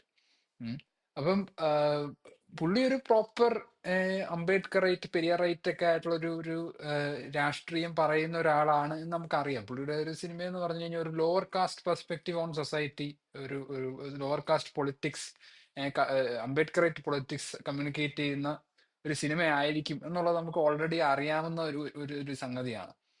അപ്പൊ അത് അറിയാവുന്ന ആൾക്കാർ എപ്പോഴും ആ എലമെന്റ്സ് എപ്പോഴും നമ്മൾ ക്യാച്ച് ചെയ്യാൻ നോക്കും. അതുകൊണ്ടായിരിക്കാം ചിലപ്പം നമുക്ക് കുറച്ചുകൂടെ എളുപ്പമായിരുന്നത്. പക്ഷെ ഞാൻ ഈ സിനിമയെ മാത്രല്ല കണ്ടു കഴിഞ്ഞപ്പോൾ മൂവിയിലും ഓവർട്ടായിട്ട് ഇവന്റെ കാസ്റ്റ് ഇതാണ്, ഈ കാസ്റ്റിൽ ഒരു ഇത് ചെയ്യുന്നു, അങ്ങനത്തെ ഡയലോഗ്സോ അങ്ങനത്തെ ഇതൊന്നും ഇല്ല. എല്ലാം എന്താ യെസ് പറയാ, ആ അപ്പൊ കാസ്റ്റിനെ യെസ് പറ്റി അറിയാത്ത ആൾ ഇതൊരു നോർമൽ മൂവി എന്നുള്ള രീതിയിൽ ഒരു ചെക്കന്റെ കഷ്ടപ്പാട് എന്നുള്ള രീതിയിലേ കാണാം. കുറെ പോയിന്റേഴ്സ് അവിടെ ഇവിടെ ഉണ്ട്, ക്ലൂസ് കൊടുത്തിട്ടാണ് ഈ സാധനം മനസ്സിലാക്കേണ്ടത്. ഇപ്പൊ ക്ലൂ ഇത് പിടിക്കണമെങ്കിൽ കുറച്ച് എടാ ഹിസ്റ്ററി നമ്മുടെ അറിയാം. നിത്യജീവിതത്തിൽ ആരും നിങ്ങളുടെ കാസ്റ്റ് ഇതാണ് ഞങ്ങളുടെ കാസ്റ്റ് ഇതാണെന്ന് പറയാറില്ല, മനസ്സിലായോ? ഒരിക്കലും റിയൽ ലൈഫിൽ നമുക്ക് ഇങ്ങനെ കാസ്റ്റ് നിന്റെ ഇതാണെന്നും പറഞ്ഞുകൊണ്ട് ഒരു ഇന്ററാക്ഷൻ ഉണ്ടാവാറില്ല. അങ്ങനെ ഒരു സംഭവം നടക്കാറില്ല. കാരണം ഒരു അനൗൺസ്മെൻ്റ് ഉണ്ട്. ഇവിടുന്ന് അങ്ങോട്ടുള്ള 3-4 മിനിറ്റ്സ് ഈ സിനിമയുടെ ഒരു പൊളിറ്റിക്കൽ ഫിലോസഫി ആണ് മാനി എക്സ്പ്ലെയിൻ ചെയ്യാൻ പോകുന്നത്. അപ്പോൾ അത്ര ഇൻഡെപ്ത് പൊളിറ്റിക്കൽ ഫിലോസഫി അറിയാൻ താല്പര്യമില്ലാത്തവർക്ക് ഒരു 3-4 മിനിറ്റ് സ്കിപ്പ് ചെയ്ത് കാണാവുന്നതാണ്. നിങ്ങൾ ഇൻട്രസ്റ്റഡ് ആണെങ്കിൽ യു ക്യാൻ കണ്ടിന്യൂ. അത് ഈ സിനിമ വളരെ കൃത്യമായി കാണിക്കുന്നുണ്ട്. വാട്ട് ഇസ് കാസ്റ്റ്, എന്താണ് ജാതി എന്നുള്ളത് വളരെ കൃത്യമായി മനസ്സിലാക്കാൻ പറ്റുന്ന ഒരു സിനിമയാണ്. അതായത് ഇതിന്റെ പേര് തന്നെ വാഴ എന്നാണ് ഈ സിനിമയുടെ പേര്. വാഴ എന്ന് പറഞ്ഞു കഴിഞ്ഞാല് ആ സമൂഹത്തിൽ, ആ സിനിമ ക്രിയേറ്റ് ചെയ്തിരിക്കുന്ന സൊസൈറ്റിയിൽ ഉള്ള വിവിധ പാർട്ടിസിപ്പൻസ്, വിവിധ കമ്മ്യൂണിറ്റീസിന്റെ റിലേഷൻഷിപ്പ് എന്താണെന്ന് സിഗ്നിഫൈ ചെയ്യുന്ന ഒരു സാധനമാണ്. What are the economic relationships that exist in that society. ഒരു ഡോമിനന്റ് കാസ്റ്റ് ഗ്രൂപ്പ് ഉണ്ട്. ആ കാസ്റ്റ് ഗ്രൂപ്പ് എല്ലാ വാഴത്തോട്ടവും എല്ലാ റിസോഴ്സസും എല്ലാം അവരാണ് കൺട്രോൾ ചെയ്യുന്നത്. They are in charge of the means of production. അവരാണ് ഈ കാര്യങ്ങളെല്ലാം കൺട്രോൾ ചെയ്യുകയും നിയന്ത്രിക്കുകയും എല്ലാം ചെയ്യുന്നത്. മറ്റൊരു lower caste group which is the majority, അവരുടെ ഒരു ഗതികേട് എന്ന് പറഞ്ഞാൽ they have to sell their labour. അവരുടെ ലേബർ അവര് ഈ പറയുന്ന മുതലാളി അല്ലെങ്കിൽ അപ്പർ കാസ്റ്റിന് സെല്ല് ചെയ്തെങ്കിൽ മാത്രമേ അവർക്ക് സർവൈവ് ചെയ്യാൻ കഴിയുള്ളൂ. That is only way they can survive. അങ്ങനെ ഒരു റിലേഷൻഷിപ്പാണ് ആ സമൂഹത്തിൽ എക്സിസ്റ്റ് ചെയ്യുന്നത്. ഇതിൻ്റെ ഇടയ്ക്ക് വേറെ കുറെ കാസ്റ്റുകളൊക്കെ ഉണ്ട്. കാരണം ഇന്ത്യയിൽ ഇങ്ങനെ ഒരു അപ്പർ കാസ്റ്റ് ലോവർ കാസ്റ്റ് രണ്ടെണ്ണം അല്ല, അതിൻ്റെ ഇടയ്ക്കും കുറെ സാധനമുണ്ട്. ടീച്ചേഴ്സ്, മറ്റ് ആൾക്കാർക്കൊക്കെ പല പല കാസ്റ്റ് ബാക്ക്ഗ്രൗണ്ടിൽ നിന്നൊക്കെയാണ് വരുന്നത്. പക്ഷെ പ്രധാനമായും ഈ ഒരു റിലേഷൻഷിപ്പാണ് എക്സ്പ്ലോർ. ഇവരെല്ലാവരും കണക്റ്റഡ് ആണ് through these various economic relationship. അവരെല്ലാവരും വിവിധ തരത്തിലുള്ള ജോലികളിലും വിവിധ തരത്തിലുള്ള ക്യാപിറ്റൽ ഓണിങ് കപ്പാസിറ്റിയിലും ഒക്കെയാണ് നിൽക്കുന്നത്. ചില ആൾക്കാർക്ക് ക്യാപിറ്റൽ ഉണ്ട്, ചില ആൾക്കാർക്ക് ക്യാപിറ്റൽ ഇല്ല, ചില ആൾക്കാർക്ക് മീനിയൽ ലേബർ ആണ് എടുക്കുന്നത്, ചില ആൾക്കാർ കുറച്ചുകൂടെ സർവീസ് ടൈപ്പ് ഓഫ് ജോലികളാണ് എടുക്കുന്നത്. അങ്ങനെ അങ്ങനെ പല രീതിയിൽ ദേ ആർ ഓൾ ഡിവൈഡഡ്. ഇപ്പൊ നമ്മുടെ വാഴ സിനിമയിലേക്ക് വരികയാണെങ്കിൽ ആ ഒരു സിനിമയിൽ ഉള്ള ഒരു പഴം കഴിക്കുന്ന ആൾക്ക് അറിയില്ല, ഓക്കെ ഇങ്ങനൊരു കഷ്ടപ്പാടിലൂടെയാണ് ഞാൻ ഈ കഴിക്കുന്ന പഴം വന്നിട്ടുള്ളതെന്ന് അറിയില്ല. You don't know the economic relationship that exist there. അപ്പൊ അങ്ങനെ ആ സിനിമയുടെ പേര് തന്നെ ആ ഒരു എക്കണോമിക് റിലേഷൻഷിപ്പിനെ കാണിക്കുന്ന ഒരു കാര്യമാണ്. പിന്നെ അതേപോലെയാണ് ജാതിയെ പറ്റി സംസാരിക്കുമ്പോൾ ഒരു വളരെ ഇമ്പോർട്ടന്റ് കാര്യം എന്ന് പറഞ്ഞാൽ ജാതിക്ക് ഒരു സാമൂഹിക എലമെന്റ് കൂടെ ഉണ്ട്, ഒരു സോഷ്യൽ എലമെന്റ് കൂടെ ഉണ്ട്. അത് പലപ്പോഴും ആൾക്കാർ മിസ് ചെയ്യും. അത് മിസ് ചെയ്യുമ്പോഴാണ് ഇവന്മാർ പറയുന്നത് നമുക്ക് എക്കണോമിക് റിസർവേഷൻ കൊടുത്തൂടെ എന്നൊക്കെ ചില ആൾക്കാർ ചോദിക്കാറുണ്ട്. അതിന്റെ അബദ്ധം എന്താണെന്ന് മനസ്സിലാകാത്തത് എന്ന് വെച്ച് കഴിഞ്ഞാൽ അതിന്റെ ഒരു സാമൂഹിക കമ്പോണന്റ് എന്താണെന്ന് മനസ്സിലാവാത്തോണ്ടാണ്. മനസ്സിലായോ? അപ്പൊ ഈ സിനിമയിൽ അതും കാണിക്കുന്നുണ്ട്. ആ ഒരു സോഷ്യൽ റിലേഷൻഷിപ്പ് എങ്ങനെയാണ് എക്സിസ്റ്റ് ചെയ്യുന്നത്, ഇവർ തമ്മിലുള്ള സാമൂഹിക ബന്ധങ്ങൾ എന്താണെന്നുള്ളത് വളരെ കൃത്യമായി കാണിക്കുന്നുണ്ട്. ഈ ഒരു എക്കണോമിക് റിലേഷൻഷിപ്പിനെ ബേസ് ചെയ്താണ് ഈ സാമൂഹിക റിലേഷൻഷിപ്പ് വരുന്നത്. മനസ്സിലായി? കാരണം നമ്മളുടെ അണ്ടർലൈങ് എക്കണോമിക് റിലേഷൻസ് എങ്ങനെയാണോ അതിന് കമ്പാറ്റബിൾ ആയിട്ടുള്ള ഒരു കൾച്ചറും ഒരു സോഷ്യൽ സിസ്റ്റവും ആയിരിക്കും ആ സമൂഹത്തിൽ എക്സിസ്റ്റ് ചെയ്യുക. എക്കണോമിക് റിലേഷൻസ് അലോ ചെയ്യാത്ത തരത്തിലുള്ള ഒരു സോഷ്യൽ റിലേഷൻ എക്സിസ്റ്റ് ചെയ്യാൻ കഴിയില്ല. മനസ്സിലായോ? അതാണ് ഇവിടെ മനസ്സിലാക്കുന്നത്. ഇപ്പൊ ഈ ഗൗതം വാസുദേവ് മേനോനൊക്കെ ഇങ്ങനെ ഈ ഒരു ഇൻഡിവിജ്വലിസ്റ്റിക് പെർസ്പെക്റ്റീവില് കാര്യങ്ങൾ നോക്കി കാണുകയും ഈ ജാതിയെ പറ്റി സംസാരിക്കേണ്ട കാര്യമില്ല എന്നൊക്കെ അങ്ങനെയൊക്കെ പറയാനുള്ള കാരണം ഇങ്ങനെ ഒരു വാക്വത്തിൽ നിന്ന് ഉണ്ടാവുന്നതല്ല. നമ്മുടെ ഈ ഒരു അണ്ടർലൈങ് എക്കണോമിക് റിലേഷൻ ഇങ്ങനെയാണ്. ഗൗതം വാസുദേവ് മേനോൻ ഈ ഒരു സഫറിങ്ങിന്റെയും ഈ ഒരു മീനിയൽ ലേബറിന്റെ ഒക്കെ ലോകത്ത് നിന്ന് ഡിസ്റ്റന്റ് ആയിട്ട് അതിൽ നിന്ന് ബെനിഫിറ്റ് ചെയ്യുന്ന ഒരു പൊസിഷനിലാണ് ഇരിക്കുന്നത്. അയാൾ ഇങ്ങനെ ഒരു റിലേഷൻ ഉണ്ട്, ഇങ്ങനെ ഒരു എക്കണോമിക് റിലേഷൻ ഉണ്ടെന്ന് അയാൾക്ക് അറിയില്ല. അയാൾ അങ്ങനെ ഒരു പൊസിഷനിലാണ് അയാൾ ഇരിക്കുന്നത്. ആ ഒരു പൊസിഷനിൽ ഇരിക്കുന്ന ഒരാള് ഒരു കമ്മ്യൂണിറ്റിയെ സംബന്ധിച്ചിടത്തോളം അവിടെ എന്ത് ഐഡിയോളജി ആയിരിക്കും ഉണ്ടാവുക എന്ന് ചിന്തിച്ചു കഴിഞ്ഞാൽ നമുക്ക് മനസ്സിലാവും എന്തുകൊണ്ട് ഒരു ഇൻഡിവിജ്വലിസ്റ്റിക് ആയിട്ടുള്ള രീതിയിൽ അവർ ചിന്തിക്കുന്നു എന്നുള്ളത്. അവരെ സംബന്ധിച്ചിടത്തോളം അവർക്ക് ബുദ്ധിമുട്ടുണ്ടാകുന്ന പറഞ്ഞ് ഈ ഒരു എന്താണ് അൺഫെയർ ആയിട്ടുള്ള ഒരു എക്കണോമിക് റിലേഷനെ പറ്റി സംസാരിച്ച് നിങ്ങൾ ഞങ്ങളെ എക്സ്പ്ലോയിറ്റ് ചെയ്താണ് ജീവിക്കുന്നത്, നിങ്ങൾ പ്രശ്നക്കാരാണ് എന്ന് പറയുന്നതാണ് അവർക്ക് ബുദ്ധിമുട്ടുണ്ടാക്കുന്ന കാര്യം. മനസ്സിലായോ? ഇവിടെ ആക്ച്വലി എക്സിസ്റ്റ് ചെയ്യുന്ന ഓപ്പറേഷനെ പറ്റി സംസാരിക്കുന്നതാണ് അവരുടെ ഇൻട്രസ്റ്റിനെ ചാലഞ്ച് ചെയ്യുന്ന കാര്യം. അവിടെയാണ് സബ് കോൺഷ്യസ്ലി തന്നെ അവർക്ക് ഇങ്ങനെയുള്ള ഐഡിയോളജീസ് എന്നൊക്കെ മാറി എന്നിട്ട് നമുക്കൊരു ഇൻഡിവിജ്വലിസ്റ്റിക് പെർസ്പെക്റ്റീവിൽ സമൂഹത്തെ നോക്കി കാണാം. എല്ലാം ഇൻഡിവിജ്വൽസ് മാത്രമേ ഉള്ളൂ, അവര് എല്ലാവരും തമ്മിൽ തമ്മിൽ എന്തൊക്കെ സ്നേഹിക്കണം, അതെ സ്നേഹം പോരെ സ്നേഹിക്കണം, അതെ എല്ലാരും എന്തിനാ തമ്മിൽ കൊണ്ടടക്കണം. അതെ ജാതിയെ പറ്റി ഒന്നും സംസാരിക്കണ്ട, നമുക്ക് പൊളിറ്റിക്സേ വേണ്ട, നമുക്ക് സുഖകരമായ ഒരു ജീവിതത്തെ പറ്റി സംസാരിക്കാം, എല്ലാവരും സ്നേഹയുടെ ഒത്തൊരുമയൊക്കെ കൂടി നമുക്ക് മുന്നോട്ട് പോവാം എന്നൊക്കെ പറയുന്ന ഒരു രീതിയിലേക്ക് പോകാനുള്ള കാരണം അങ്ങനെ ഒരു ഐഡിയോളജി അവർക്ക് മറക്കാവുന്ന അതുകൊണ്ടാണ്.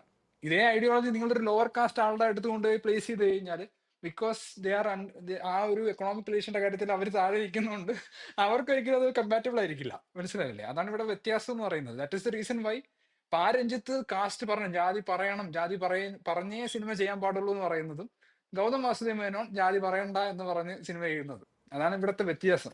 ഗൗതം വാസുദേവന്റെ ലോകത്തില് ആളുകൾ അർബൻ ലോകത്തിൽ വരുന്നു, IT കമ്പനി ജോലി ചെയ്യുന്നു, ബ്രേക്കപ്സ്, ലവ് അഫയേഴ്സ്, പിന്നെ ലവ് അഫയേഴ്സിൽ നിന്ന് റിക്കവർ ആയിട്ട് വിദേശ രാജ്യത്ത് പോയി ഡാൻസ് കളിക്കുന്നു. അവർക്ക് പെട്ടെന്ന് തന്നെ ചിലര് കഞ്ചാവ് അടിക്കുന്നു, ചിലര് കഞ്ചാവ് അടിക്കുന്നു. കഞ്ചാവ് അടിച്ചാലും ഈവൻ ഇഫ് കഞ്ചാവ് അടിച്ചാലും 5-10 കൊല്ലത്തിനുള്ളിൽ തന്നെ അവർ വിദേശ രാജ്യത്തെത്തും. സംഭവം അവർക്ക് ഒരു പാട്ട് ക്ലബിലായിരിക്കും. അതെ, ക്ലബിലൊരു പാട്ട് കാണും. 5 കൊല്ലം കൊണ്ട് അവർക്ക് വിസ അടിച്ച് കിട്ടി, അവർ വിദേശത്ത് പോകുന്നു, സെറ്റിലായി, അവർ ഡോക്ടർ എഞ്ചിനീയറും ഭയങ്കര ഹയർ പൊസിഷൻ നിൽക്കുന്നു. പക്ഷെ മറ്റേ അല്ല, ഞാൻ പറഞ്ഞ പാട്ടിന്റെ കാര്യം പറഞ്ഞപ്പോഴാ ഈ സിനിമയിലെ പാട്ട് ഒരു രക്ഷയില്ല. ദീയുടെ ഞാൻ ലൈക്ക് പകുതിയുടെ പകുതിയെ കണ്ടിട്ടുള്ളൂ. പക്ഷെ കണ്ട ഭാഗം വെച്ചിട്ട് ഓക്കെ നിങ്ങളായിട്ട് ഞാൻ ഡിസ്കസ് ചെയ്തതിന് ശേഷമാണ് പടം കണ്ടത്. ഇന്നലെ ഞാൻ പടം കാണാൻ തുടങ്ങിയത്. അപ്പൊ നിങ്ങൾ ഡിസ്കസ് ചെയ്ത രീതി ഞാൻ വിചാരിച്ചു ഈ പടം അത്ര കണ്ട് ലൈക്ക് ഇൻട്രസ്റ്റിംഗ് ആവില്ല. ഇൻ എ സെൻസ് സിനിമാറ്റോഗ്രഫി അവരെന്തായിരിക്കോ ലൈക്ക് എങ്ങനെയാണ് ചെയ്ത് നിങ്ങളൊരു സംഭവം പറഞ്ഞ് അവരത് എങ്ങനെ എക്സിക്യൂട്ട് ചെയ്ത് എന്നുള്ളത് എനിക്കറിയില്ലല്ലോ. അപ്പൊ ഞാൻ ലോ എക്സ്പെക്ടേഷനിലാണ് കയറുന്നത്. പക്ഷെ അതിൽ ഓരോ വിഷ്വൽസ് കാണുമ്പോഴും അതേപോലെ അതിലെ മ്യൂസിക് എന്ത് രസാ, ലൈക്ക് ഓരോ സീൻസ് മാറണതൊക്കെ അല്ലേ. ഞാൻ ഇത്ര എക്സ്പെക്ട് ഇല്ല. അപ്പൊ ഇനി ഇന്റർവ്യൂ കഴിഞ്ഞ് ഇന്നിരുന്ന് ബാക്കി കാണണം. എക്സാക്ട്ലി. പിന്നെ ആക്ടിങ് ഒരു രക്ഷയില്ല, എല്ലാരും അടിപൊളിയാണ്, ഭയങ്കര നാച്ചുറൽ സാധനം. ഈ വെട്രിമാരൻ, മാരി സെൽവരാജ്, പാരഞ്ജിത്ത് ഇവരെല്ലാം ടോപ്പ് ടിയർ ഫിലിം മേക്കേഴ്സ് ആണ്. ഫിലിം മേക്കിങ്ങിന്റെ കാര്യത്തിൽ അവരെ ക്രിട്ടിസൈസ് ചെയ്യാനായിട്ട് ഒരു സ്പോട്ട് പോലും ഇല്ലാതെ ഉള്ളൂ. ഇല്ലായിരുന്നു ഇവന്മാര് അവിടെ അടിച്ച് പൊളിച്ചേനെ. ഇവന്മാരുടെ പാട്ട് കൊള്ളത്തില്ല, അഭിനയം കൊള്ളത്തില്ല എന്നൊക്കെ പറഞ്ഞ് ഇവന്മാര് വിമർശിച്ച് തകർത്തേനെ. എനിക്ക് ഉറപ്പാണത്. എല്ലാവരും ഇവരുടെ പൊളിറ്റിക്സിനെ മറ്റു കാര്യങ്ങളെ പറ്റി ഒന്നും അല്ലായിരിക്കും സംസാരിക്കുക. ഇവരുടെ ഇത് കൊള്ളത്തില്ല, പാട്ട് കൊള്ളത്തില്ല, അതുകൊണ്ടാണ് ഞങ്ങൾ ഇത്രയധികം ഈ സിനിമ ട്രോൾ ചെയ്യുന്നതെന്നൊക്കെ ആയിരിക്കും പറയുന്നത്. ഈ ജാതിയുടെ കാര്യമൊന്നും ഒരുത്തനും പറയില്ല. ജാതി കാരണമായിരിക്കും ഇവർക്ക് ഈ ചൊരുക്കൊക്കെ വരുന്നത്. പക്ഷെ അവര് ഈ കാരണങ്ങൾ പറഞ്ഞുകൊണ്ടായിരിക്കും അവര് ഇങ്ങനെ ഇരിക്കും നെറേറ്റീവ് എന്ന് വെച്ച് കഴിഞ്ഞാൽ സിനിമനെ ഫോക്കസ് ചെയ്യാതെ ജാതിനെ മാത്രം ഫോക്കസ് ചെയ്ത് പടം എടുത്തു കഴിഞ്ഞാൽ ഇങ്ങനെ ഇരിക്കും, കൊളാവും. നമ്മള് അപ്പൊ സിനിമനെ ഫോക്കസ് ചെയ്യണം, സിനിമയുടെ ക്വാളിറ്റി കൂട്ടാൻ നോക്കണം. അല്ലാതെ അതിൽ പൊളിറ്റിക്സ് പറയാനല്ല നമ്മൾ നോക്കേണ്ടത്. ഈ സെയിം നെറേറ്റീവ് നമ്മൾ ഗെയിമുകളിൽ കാണുന്നുണ്ട്, US ഹോളിവുഡിൽ കാണുന്നുണ്ട്. റെക്കറിങ് തീമാണ് ഇത്. സംഭവം നന്നായി കഴിഞ്ഞാൽ പിന്നെ ഇവർക്ക് ആ ഒരു കാര്യം പറയാൻ പറ്റില്ല, ക്വാളിറ്റി ഫോക്കസ് അതെ സിനിമകൾ അവിടെ പറയണോ? പിന്നെ ആകെ പറയാൻ പറ്റിയ നമ്മൾ പൊളിറ്റിക്സ് പറയണോ, എന്തിനാണ് ഇതൊക്കെ അതെ പറയുന്നത്? എന്തിനാണ് ഈ ഇതൊക്കെ ആവശ്യമില്ലാത്ത കാര്യങ്ങളൊക്കെ നിങ്ങൾ സിനിമയിൽ കുതിക്കുന്നത്? അത് ഇതിനകത്ത് ജാതിയെ മോഡൽ ചെയ്തിരിക്കുക, അതിനെ കുറിച്ച് ഞാൻ നേരത്തെ സംസാരിച്ചിരുന്നു. അതിനകത്തുള്ള സ്പെസിഫിക് സീക്വൻസുകൾ നമ്മൾ നോക്കിക്കഴിഞ്ഞാൽ വളരെ സട്ടിലായിട്ട് ഈ നമ്മൾ നിത്യജീവിതത്തിൽ എങ്ങനെയാണോ ജാതി അനുഭവിക്കുന്നത് ഏകദേശം അതേ രീതിയിലൊക്കെയാണ് ജാതിയെ കാണിച്ചിരിക്കുന്നത്. മനസ്സിലായോ? അതായത് ഒരു അൺഫെയർ ആയിട്ടുള്ള ഒരു എക്കണോമിക് റിലേഷൻഷിപ്പ് എക്സിസ്റ്റ് ചെയ്യുന്നു. അതിന്റെ മുകളിൽ നമ്മൾ ബിൽഡ് ചെയ്തിരിക്കുന്ന ഒരു കൾച്ചർ,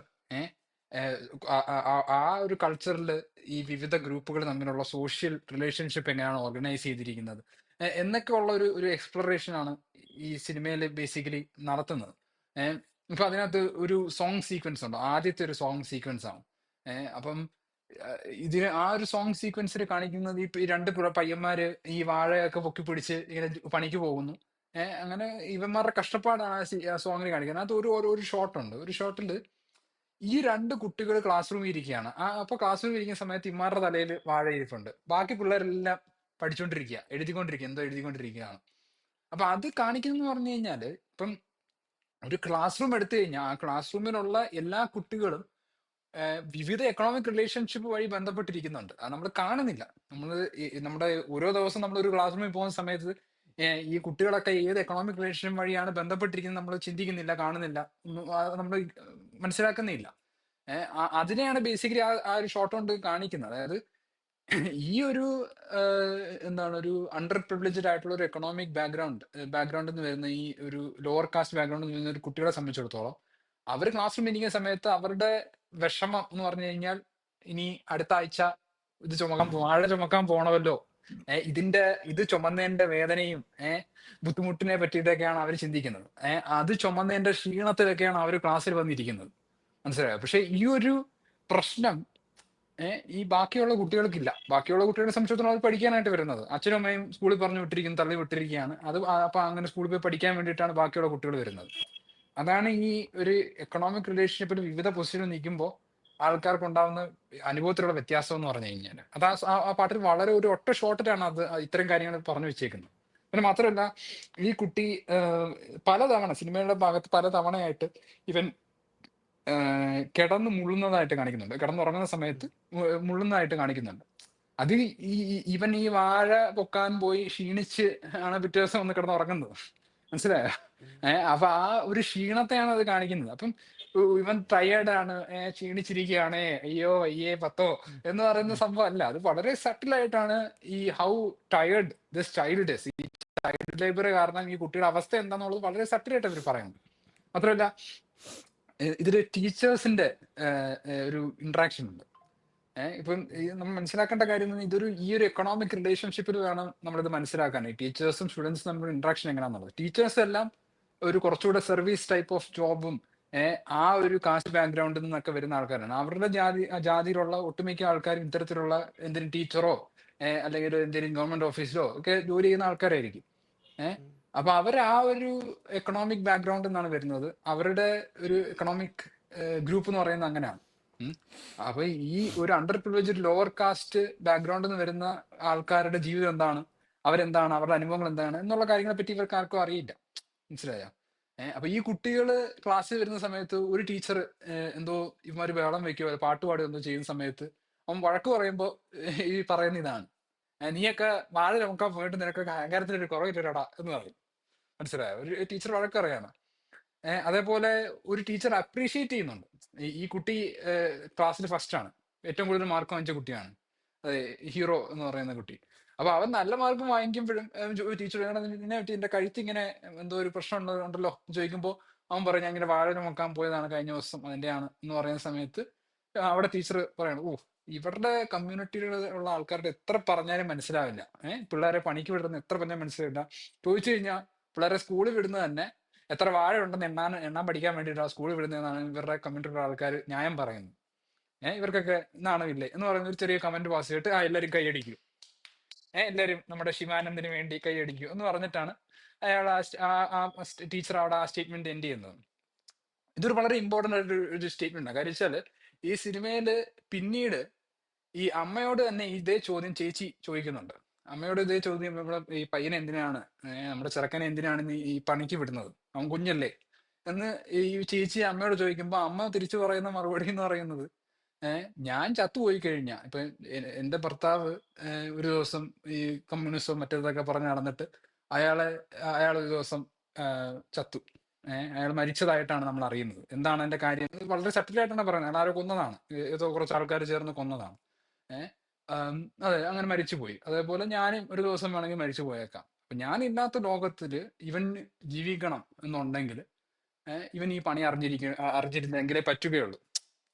അതാണ് അമ്മയുടെ കൺസേൺ. അതാണ് അമ്മ പൈസ ഉണ്ടാക്കാൻ വേണ്ടിയിട്ടില്ല കൊച്ചിനെ പണിക്ക് വിടുന്നത്.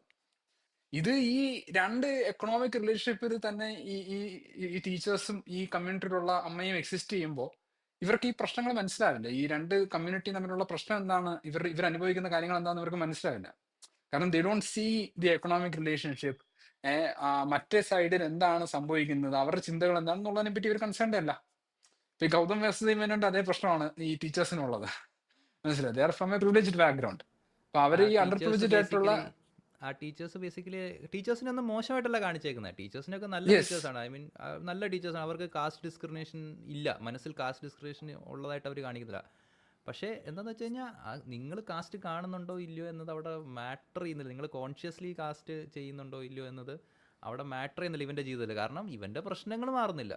ഇവൻ്റെ പ്രശ്നങ്ങൾ മാറണമെങ്കിൽ കാസ്റ്റ് കോൺഷ്യസ് ആയിട്ട് ഓക്കെ ഇവൻ ഇങ്ങനെ ഒരു കാസ്റ്റിലുള്ളതുകൊണ്ട് ഇങ്ങനെയുള്ള പ്രശ്നങ്ങളുണ്ടെന്നുള്ള ഒരു ബോധ്യം ആ മനുഷ്യർക്ക് വന്ന് അവർ ആ രീതിയിൽ ഇടപെടുമ്പോൾ മാത്രമേ ഇവൻ്റെ പ്രശ്നം മാറുള്ളൂ. പക്ഷേ നമ്മൾ കാസ്റ്റ് കാണുന്നില്ല, നമ്മൾ ആരെയും ഡിസ്ക്രിമിനേറ്റ് ചെയ്യുന്നില്ല. അപ്പോൾ പിന്നെ ഈ ലോകത്ത് പ്രശ്നങ്ങളില്ല എന്ന് പറഞ്ഞ് മാറി നടക്കുകയാണ് എല്ലാ മനുഷ്യരും, ഈ സിനിമയിലുള്ള എല്ലാ മനുഷ്യരും. അവരെ ഒന്നും മോശം മനുഷ്യരായിട്ടല്ല കാണിച്ചേക്കും. ഇതിപ്പോ ഒരു സോഷ്യോ എക്കണോമിക്കലി ഒരു അൺഈക്വൽ സ്റ്റാർട്ടിംഗ് പോയിന്റ് ഉള്ളപ്പം അത് നമ്മൾ കണ്ടില്ലെങ്കിൽ പിന്നെ അത് അങ്ങനെ തന്നെ നിൽക്കുമല്ലോ. അത് കണ്ടിട്ട് ഇത് പൊന്തിച്ചു വരാനാണ് നമ്മൾ ചെയ്യേണ്ടത്. ഇപ്പൊ കാസ്റ്റ് ബ്ലൈൻഡ്നെസ്, കാസ്റ്റ് ഉള്ള ലോകത്ത് കാസ്റ്റ് ബ്ലൈൻഡ് ആവുന്നത് എന്താ പറയാ, ഈ സാധനം മെയിൻറ്റെയിൻ ചെയ്യാൻ വേണ്ടിട്ട് ഹെൽപ്പ് ചെയ്യുന്ന ഒരു പരിപാടിയാണ്. എക്സാക്ട്ലി. നിങ്ങൾ അറിഞ്ഞുകൊണ്ടിരിക്കണം എന്നില്ല, നിങ്ങൾ അറിയാതെ തന്നെ നിങ്ങൾ ഇപ്പൊ ഈ ടീച്ചേഴ്സ് ആരും അറിഞ്ഞുകൊണ്ട് ഈ ഒരു ഹൈറാർക്കിയെ മെയിൻറ്റെയിൻ ചെയ്യാനായിട്ടോ അങ്ങനെയൊന്നും വിചാരിക്കുന്ന ആൾക്കാരല്ല. പക്ഷെ അവരുടെ പ്രവർത്തന രീതി എന്ന് പറയുന്നത് ആ രീതിയിലാണ്. ഇപ്പൊ ഈ പ്രതീക്ഷ പറഞ്ഞല്ലോ, അതായത് ഈ ടീച്ചേഴ്സ് എന്നൊക്കെ പറഞ്ഞു കഴിഞ്ഞാൽ അവർ മോശം ആൾക്കാരല്ല, എന്നാൽ വളരെ നല്ലൊരു ആൾക്കാരാണെന്നും കാണിക്കുന്നില്ല. ഒരു സാധാരണ ടീച്ചേഴ്സ് പോലെ, നമ്മളെയൊക്കെ സ്കൂളുകളിൽ കാണുന്ന ടീച്ചേഴ്സ് പോലെ തന്നെയുള്ള they are normal people. Like എല്ലാരെയും പോലെ തന്നെ ആക്ച്വലി ഉള്ള നോർമൽ അല്ലേ. ആൾക്കാർ. നമ്മള് ഒരു ടീച്ചർ ഉണ്ട്, മറ്റേ പൂങ്കൊടി ടീച്ചർ. യെസ് അവള് യെസ് ഭയങ്കര ഇൻട്രസ്റ്റഡ് ആണ് ഈ ഹീറോന്റെ ലൈഫിൽ ഡാൻസ് കളിക്കാൻ, യെസ് പഠിപ്പിക്കാൻ. അതാ നല്ല ഭയങ്കര സ്നേഹമുള്ള ടീച്ചറാണ്. പക്ഷെ ഈ കാര്യം മാത്രം കാണാൻ പറ്റുന്നില്ല. അതർവൈസ് യെസ് ഭയങ്കര യെസ് നല്ല റിലേഷൻഷിപ്പ് മെയിൻറ്റെയിൻ ചെയ്യുന്നുണ്ട് ഈ കുട്ടി ഹീറോയിൽ. യെസ് അതാണ് ഞാൻ പറയാൻ വന്നത്. ഈ ബാക്കിയുള്ള ടീച്ചേഴ്സൊക്കെ ഈ സാധാരണക്കാരായിട്ടാണ് കാണിച്ചിരിക്കുന്നതെങ്കിലും അതിനകത്ത് ഒരു ക്യാരക്ടർ ഉണ്ട്, പൂങ്കുടി എന്ന് പറയുന്ന നമ്മുടെ എന്താ നിഖില വിമൽ പ്ലേ ചെയ്യുന്ന ഒരു ക്യാരക്ടർ ഉണ്ട്. ആ ക്യാരക്ടറിന്റെ റോള് തന്നെ ഈ കുട്ടിയുമായിട്ടുള്ള ആ ടീച്ചറിന്റെ ഒരു ബന്ധമാണ്. അത് ഭയങ്കര ബ്യൂട്ടിഫുൾ ആയിട്ടുള്ള റിലേഷൻഷിപ്പാണ്. ഈ കുട്ടിക്ക് ആ ടീച്ചറിനോട് ചെറിയ ക്രഷ് ഉണ്ട്. ഈ ടീച്ചറിനാണെങ്കിൽ ഈ കുട്ടിയോട് ഒരു സ്പെഷ്യൽ താല്പര്യം, ഇവൻ മിടുക്കനാണ് എന്നുള്ളത് കൊണ്ട് അങ്ങനെ ഒരു താല്പര്യവും കാര്യങ്ങളൊക്കെ ഉണ്ട്. പക്ഷെ ഈ ഒരു സോഷ്യോ എക്കണോമിക് ഒരു അന്തരം ഉള്ളത് കൊണ്ട് തന്നെ ഈ ടീച്ചറിന് പോലും, പൂങ്കുടി ടീച്ചറിന് പോലും ഈ കുട്ടിയുടെ പ്രശ്നം എന്താണ്, ഈ കുട്ടി നേരിടുന്ന ബുദ്ധിമുട്ടുകൾ എന്താണെന്നുള്ളതിനെ പറ്റി ചിന്തിക്കാനോ മനസ്സിലാക്കാനോ പൂർണ്ണമായും കഴിയുന്നില്ല. മനസ്സിലായോ? ഏറ്റവും അവസാനം ഇതിന്റെ ക്ലൈമാക്സ് സീക്വൻസിൽ ഈ അവസാനമുള്ള ആ പാട്ടിനകത്ത് പൂങ്കുടി ടീച്ചറിനെ കാണിക്കുന്നില്ല. ഈ എന്താണ് ബാക്കിയുള്ള ആൾക്കാരൊക്കെ ഉണ്ടെങ്കിലും പൂങ്കുടി ടീച്ചറിനെ കാണിക്കുന്നില്ല. മേ ബി അവിടെ ആ ടീച്ചറിന് എന്ത് ചെയ്യണമെന്ന് അറിയത്തില്ലായിരിക്കും. ചിലപ്പോൾ ഈ ടീച്ചർ ഈ ന്യൂസിനെ പറ്റി അറിഞ്ഞിട്ടേ ഇല്ലായിരിക്കും. മനസ്സിലായി? ഇതൊരു ഈ ഒരു കമ്മ്യൂണിറ്റിയിൽ നടന്നൊരു ട്രാജഡി ആയതുകൊണ്ട് ഇവിടെ തന്നെ ചിലപ്പോൾ ഒതുങ്ങി പോയിട്ടുണ്ടാവാം. ഈ ടീച്ചേഴ്സ് ജീവിക്കുന്ന ആ ഒരു ലോകത്തേക്ക് അത് എത്തിയിട്ട് പോലും ഉണ്ടാവില്ല. ഇവൻ ടീച്ചറും ചോദിക്കുന്നുണ്ട്, ടീച്ചർ ഇവൻ്റെ ഡാൻസിനോട് ചോദിക്കുന്നുണ്ട്, സാറ്റർഡേ വരില്ലേ എന്ന് ചോദിക്കുന്നുണ്ട്. അപ്പം അവനാന്ന് പറഞ്ഞു. പക്ഷെ സാറ്റർഡേ എന്ന് പറഞ്ഞു കഴിഞ്ഞാൽ ഇവന് പണിക്ക് പോകണം, ഇവന് ചുമടെടുക്കാൻ പോകണം എന്നുള്ള ചിന്ത ടീച്ചറിന് വരില്ല. കാരണം ടീച്ചർ ഭയങ്കര സ്നേഹത്തോടാണ് ചോദിക്കുന്നത്. ടീച്ചറിന് ഈ സാറ്റർഡേ എന്ന് പറഞ്ഞാൽ അവധിയുള്ള ദിവസമാണ്, കുട്ടികൾക്ക് അവധിയുള്ള ദിവസം സാറ്റർഡേ ഡാൻസ് പ്രാക്ടീസിന് വാ എന്ന് പറയുമ്പോൾ ആ ചെറുക്കൻ വരാമെന്നേ പറയാൻ പറ്റുന്നുള്ളൂ. ആ ചെറുക്കന് വരാം. പക്ഷേ ആ ചെറുക്കൻ അറിയാം സാറ്റർഡേ അവൻ എന്താ ചെയ്യേണ്ടതെന്ന്. അവൻ്റെ ഇൻറ്റേർണൽ കോൺഫ്ലിക്ട്സിലൂടെ പോവുകയാണ്. അവന് ചൈൽഡ് ലേബറിന് പോകണോ അതോ അവന് ഈ ടീച്ചറിൻ്റെ കൂടെ ഡാൻസ് പഠിക്കാൻ പോകണോ എന്നുള്ള കോൺഫ്ലിക്റ്റ് ആണ് ഇന്നുണ്ട്. ഈ സിനിമയുടെ വേറൊരു പ്രധാനപ്പെട്ട കാര്യം എന്ന് പറഞ്ഞു കഴിഞ്ഞാൽ, നേരത്തെ സീമാൻ പറഞ്ഞല്ലോ, സീമാൻ കാസ്റ്റ് കണ്ടില്ല, കാസ്റ്റ് ഫുൾ ഉണ്ടായിരുന്നു. അതിനൊരു പ്രധാന കാരണം എന്ന് ഞാൻ മനസ്സിലാക്കുന്നത്, ഇവിടെ ഒരാളുടെയും കാസ്റ്റിൻ്റെ പേര് പറയുന്നില്ല. ഞങ്ങൾ ഇന്ന കാസ്റ്റാണ്, അല്ലെങ്കിൽ ഞങ്ങൾ ഹയർ കാസ്റ്റാണ്, നിങ്ങൾ ലോവർ കാസ്റ്റാണ്, അങ്ങനെ ഒരു ടേംസ്, അങ്ങനെ ഒരു റിലേറ്റീവ് സംസാരം ഒരു ക്യാരക്ടറുടെ മനസ്സിൽ നിന്ന് വരുന്നില്ല. പക്ഷേ ഇതിനകത്ത് ചില സീനുകളുണ്ട്. അതായത് എനിക്ക് ഏറ്റവും ഇഷ്ടപ്പെട്ട സീൻ എന്ന് പറഞ്ഞു കഴിഞ്ഞാൽ, ഈ കുട്ടിയും കുട്ടിയുടെ കൂട്ടുകാരനും കൂടെ ക്ലാസ്സിൽ ഇരിക്കുമ്പോൾ പരീക്ഷ പേപ്പർ ഇങ്ങനെ ടീച്ചർ ഇങ്ങനെ കൊടുക്കുകയാണ്. അപ്പോൾ ഇങ്ങനെ ഇവരെല്ലാവരും ഇങ്ങനെ വെയിറ്റ് ചെയ്തിരിക്കുമ്പോൾ ചെറുക്കന് പേടി വന്നിട്ട് ചെറുക്കൻ ഇങ്ങനെ നോട്ട് ബുക്ക് തുറന്നു. നോട്ട് ബുക്കാണോ അതോ ബോക്സ് ആണോ, പെൻസിൽ ബോക്സ് ആണോ എന്ന് പറഞ്ഞാൽ അതിനകത്ത് ഇങ്ങനെ തുറക്കുമ്പോൾ നോട്ട്ബുക്കിൽ അംബേദ്കറിൻ്റെ ഫോട്ടോ ഉണ്ട്. എന്നിട്ട് അംബേദ്കറിൻ്റെ ഫോട്ടോ, അംബേദ്കർ എന്നെ ഈ കാപ്പാത്തുങ്കോ എന്ന് പറയുന്നുണ്ട്. അപ്പോൾ ആ സ്റ്റേറ്റ്മെൻറ്റ് വെച്ച് അപ്പോൾ ഡയറക്ടർ കറക്റ്റ് പറയുന്നുണ്ട്, like you know this is N under privileged community എന്ന് പറയാതെ പറയണം. ലൈക്ക് അയാൾ പറയുന്നില്ല ഞങ്ങൾ ലോവർ കാസ്റ്റ് ആണെന്നോ അപ്പർ കാസ്റ്റ് ആണെന്നോ അല്ലെങ്കിൽ അങ്ങനത്തെ സ്റ്റേറ്റ്മെൻറ്റ്സ് ഒന്നും വെക്കുന്നില്ല. ആ കുട്ടി ബുക്ക് തുറന്ന് അതിനകത്ത് അംബേദ്കറിൻ്റെ ഫോട്ടോ ഉണ്ട്. ആ ഫോട്ടോ കിട്ടും, അംബേദ്കറിനെ കാപ്പാത്തുങ്കോ എന്ന് പറഞ്ഞ് പ്രാർത്ഥിക്കുന്നത്. ഇതൊക്കെയാണ് പൊളിറ്റിക്കൽ സ്റ്റേറ്റ്മെൻറ്റ്സ്. ഇങ്ങനെയാണ് കാസ്റ്റ് വർക്ക് ചെയ്യുന്നതെന്നും.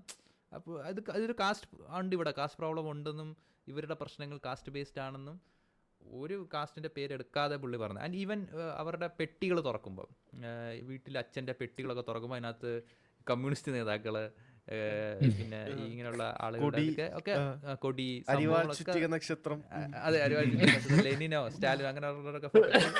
അവിടുത്തെ പ്രശ്നം എന്താണ്, അവിടെ എന്താണ് നടക്കുന്നതൊക്കെ ആളുകൾക്ക് മനസ്സിലാക്കണമെങ്കിൽ ആ ചുറ്റും നോക്കിയത്. പക്ഷെ എനിക്ക് തോന്നണില്ല ആൾക്കാർ എത്രത്തോളം വിഷ്വൽ സ്റ്റോറി ടെല്ലിങ് ആൾക്കാരെങ്ങനെ മനസ്സിലാക്കുന്നു. ഞാൻ ഇപ്പൊ ഒരു സിമ്പിൾ ഉദാഹരണം പറഞ്ഞുതരാം. ഇപ്പൊ ഒരു ഗെയിം ഉണ്ട്, ലാസ്റ്റ് ഓഫ് അസ് ഗെയിമില് ഒരു സീൻ കാണിക്കുന്നുണ്ട്, ഇലക്ട്രിക് കമ്പി ഇങ്ങനെ ഉണ്ട് വീഴണത് ഒരു വെള്ളത്തിക്ക്. അതാണ് സീന്. എന്നിട്ട് ഈ നടി എലി, നമ്മൾ എലിയായിട്ടാണ് കളിക്കേണ്ടത്. എലി മനസ്സിൽ ഇങ്ങനെ പറയുന്നത്, ഒച്ചയിൽ പറയും, ഓ വെള്ളത്തിക്ക് ഇലക്ട്രിസിറ്റി വീണ് നമ്മൾ വെള്ളം ചവിട്ടാൻ പാടില്ല എന്ന്. എന്നിട്ടും ഇയാൾ അടുത്ത പോയി ചാടണത് വെള്ളത്തിക്കാണ്. അപ്പൊ അവിടെ visual story telling plus literally പറഞ്ഞു എന്ത് വെള്ളത്തിൽ ചവിട്ടരുത്, എന്നിട്ടും അയാൾ വെള്ളത്തിൽ ചാടി, ഈ പറഞ്ഞ ഗെയിം കളിക്കണ ആള്. അപ്പോൾ അതില് ഒരു കമന്റിൽ ഞാൻ കണ്ട, ശരിക്കും ഈ പെണ്ണ് ആ ഡയലോഗ് പറയേണ്ട ആവശ്യമല്ല. എന്ത് ഓ ഞാൻ വെള്ളത്തിൽ ചവിട്ടരുത് എന്നുള്ളത് പറയണ്ട. കാരണം വെള്ളത്തിക്ക് കമ്പി വീണതിലൂടെ തന്നെ എവിഡന്റ് ആണ് വെള്ളത്തിൽ ചവിട്ടാൻ പാടില്ല എന്ന്. പക്ഷെ ആളുകൾ അതുപോലും മനസ്സിലാക്കണില്ല. അതുകൊണ്ടാണ് കുറെ ആളുകൾ വിഷ്വൽ സ്റ്റോറി ടെല്ലിംഗ് മാത്രം ചെയ്യാതെ ഈ പറഞ്ഞ അഡീഷണൽ ഡയലോഗുകൾ ആഡ് ചെയ്യണം. പക്ഷെ ഡയലോഗ് ആഡ് ചെയ്തിട്ട് പോലും ചില പൊട്ടന്മാർ എന്ത് ചെയ്യുന്നുണ്ട്, വെള്ളത്തിൽ ചവിട്ടുണ്ട്. ഞാൻ അതൊരു ജസ്റ്റ് എക്സാമ്പിൾ ആയിട്ട് പറഞ്ഞതാണ്. അപ്പോൾ വെറും വിഷ്വൽ സ്റ്റോറി ടെല്ലിംഗ് മാത്രമാണെന്നുണ്ടെങ്കിൽ ആൾക്കാർക്ക് എത്രത്തോളം ഇൻഫോർമേഷൻ എടുക്കാൻ പറ്റും എന്ന് എനിക്ക് ഇപ്പോഴത്തെ ഓഡിയൻസ് വെച്ച് നോക്കുകയാണെങ്കിൽ എത്ര പേർക്ക് പറ്റും എന്ന് എനിക്കറിയില്ല. അതെ. ബട്ട് മൂവി കാണുമ്പം ഒരു കാര്യം ക്ലിയർ ആണ്, ഒരു ഗ്രൂപ്പ് ഓഫ് ആൾക്കാർ എക്സ്ട്രാ കഷ്ടപ്പെടുന്നുണ്ട് എന്നുള്ള കാര്യം വെരി ക്ലിയർ ആണ്. പക്ഷെ ആ കഷ്ടപ്പെടുന്നതിന്റെ കോസ് കാസ്റ്റ് ആണെന്നുള്ളതാണ് ക്ലിയർ അല്ലാത്തത്. അതിനിങ്ങനെ അവിടെ ഇവിടെ ഇങ്ങനെ വിഷ്വൽ ക്ലൂസും അങ്ങനത്തെ കുറച്ച് ഇന്ററാക്ഷൻസ് അങ്ങനത്തെ ക്ലൂസ് ആണ്. ഇന്ത്യയിൽ ജാതി എക്സിസ്റ്റ് ചെയ്യുന്നത് ഇങ്ങനെയാണ്. നിങ്ങൾ ഇതിന്റെ ഡേറ്റകൾ പരിശോധിക്കുക. നിങ്ങൾ ആക്ച്വലി ഈ വിവിധ കാസ്റ്റ് ഗ്രൂപ്പുകൾ തമ്മിലുള്ള എക്കണോമിക് റിലേഷൻഷിപ്പ് എന്താണെന്നുള്ള പരിശോധിക്കുക. എന്ത് തരം ജോലികളിൽ like divide the jobs according to കുറച്ചുകൂടെ പ്രിവിലേജ്ഡ് ആയിട്ടുള്ള ജോലികൾ, പ്രിഫേർഡ് പൊസിഷൻസ്, അതേപോലെ അത്ര പ്രിഫേർഡ് അല്ലാത്ത പൊസിഷൻ, ഇപ്പം മാനുവൽ സ്കാവഞ്ചിങ്, അതേപോലുള്ള വിവിധ ജോലികളായി നിങ്ങൾ തരംതിരിച്ചതിന് ശേഷം ഇതിലൊക്കെ വിവിധ ജാതികളുടെ റെപ്രസെന്റേഷൻ എത്രത്തോളം ഉണ്ട്. അഡ്മിനിസ്ട്രേറ്റീവ് ആയിട്ടുള്ള അല്ലെങ്കിൽ ഈ മീൻസ് ഓഫ് പ്രൊഡക്ഷനെയൊക്കെ കൺട്രോൾ ചെയ്യുന്ന തരത്തിലായിട്ടുള്ള ക്യാപിറ്റൽ ഓണിംഗ് ആയിട്ട് തരത്തിലുള്ള എക്കണോമിക് റോൾസിലേക്ക് നിങ്ങൾ ഡേറ്റ എടുത്തു കഴിഞ്ഞാൽ അവിടെ എല്ലാം അപ്പർ കാസ്റ്റ് ആൾക്കാരാണ്. അവരുടെ കയ്യിലാണ് ക്യാപിറ്റൽ ഉള്ളത്. അവർക്കാണ് ഈ പറയുന്ന ക്യാപിറ്റൽ കൺട്രോൾ ചെയ്യുന്ന തരത്തിലുള്ള ഇപ്പോൾ ഗവൺമെന്റ് ടൈപ്പ് ഓഫ് പൊസിഷൻസിലായാലും ഒക്കെ റെപ്രസെന്റേഷൻ ഉള്ളതെല്ലാം അവർക്കാണ്. They are dominating that field completely. ബാക്കി ലോവർ കാസ്റ്റുകളെല്ലാം ഈ പറയുന്ന മീനിയൽ ലേബർ അത്തരത്തിലുള്ള മേഖലകളിലാണ് അവർ റെപ്രസെന്റേഷൻ ഇരിക്കുന്നത്. അങ്ങനെയാണ് ഈ ഇന്ത്യയിലെ വിവിധ ജാതികൾ ബന്ധപ്പെട്ടിരിക്കുന്നത്. ഇതിന്റെ മുകളിലാണ് ഈ നമ്മുടെ ഈ സോഷ്യൽ റിലേഷൻഷിപ്പ് നിർണ്ണയിക്കപ്പെട്ടിട്ടുള്ളത്. അപ്പൊ എങ്ങനെയാണ് നമ്മൾ ജാതിയെ മനസ്സിലാക്കേണ്ടത്, എങ്ങനെയാണ് ഈ വിവിധ കാസ്റ്റ് ഗ്രൂപ്പുകൾ തമ്മിലുള്ള സോഷ്യൽ ഇന്ററാക്ഷൻ നടക്കേണ്ടത്, ഇതെല്ലാം ഈ ഒരു എക്കണോമിക് റിലേഷൻഷിപ്പിന്റെ ബേസിസിലാണ് നടക്കുന്നത്. അതുകൊണ്ടാണ് പ്രിവിലേജ്ഡ് കാസ്റ്റ് ഗ്രൂപ്പ്സ് നമ്മൾ ഈ പറയുന്ന എക്കണോമിക് റിലേഷൻഷിപ്പിനെ മറ്റു കാര്യങ്ങളെ പറ്റി സംസാരിക്കരുത്, അതിനെ കംപ്ലീറ്റ്ലി ഇഗ്നോർ ചെയ്ത് നമ്മൾ മുന്നോട്ട് പോകണം എന്ന് പറഞ്ഞൊരു നിലപാടിലേക്ക് എത്തുന്നത്. ഈ അണ്ടർ പ്രിവിലേജ്ഡ്, അതെ, അതെ, അങ്ങനെ ഒരു കൾച്ചർ ഉണ്ടായി വരാനുണ്ട്, അങ്ങനെ ഒരു ചിന്താഗതി ഉണ്ടായി വരാനുള്ള കാരണം ഇതാണ്. പക്ഷെ അതേസമയം താഴ്ന്ന ജാതിക്കാരായുള്ള ആൾക്കാർ ജാതിയെ പറ്റി സംസാരിക്കണം.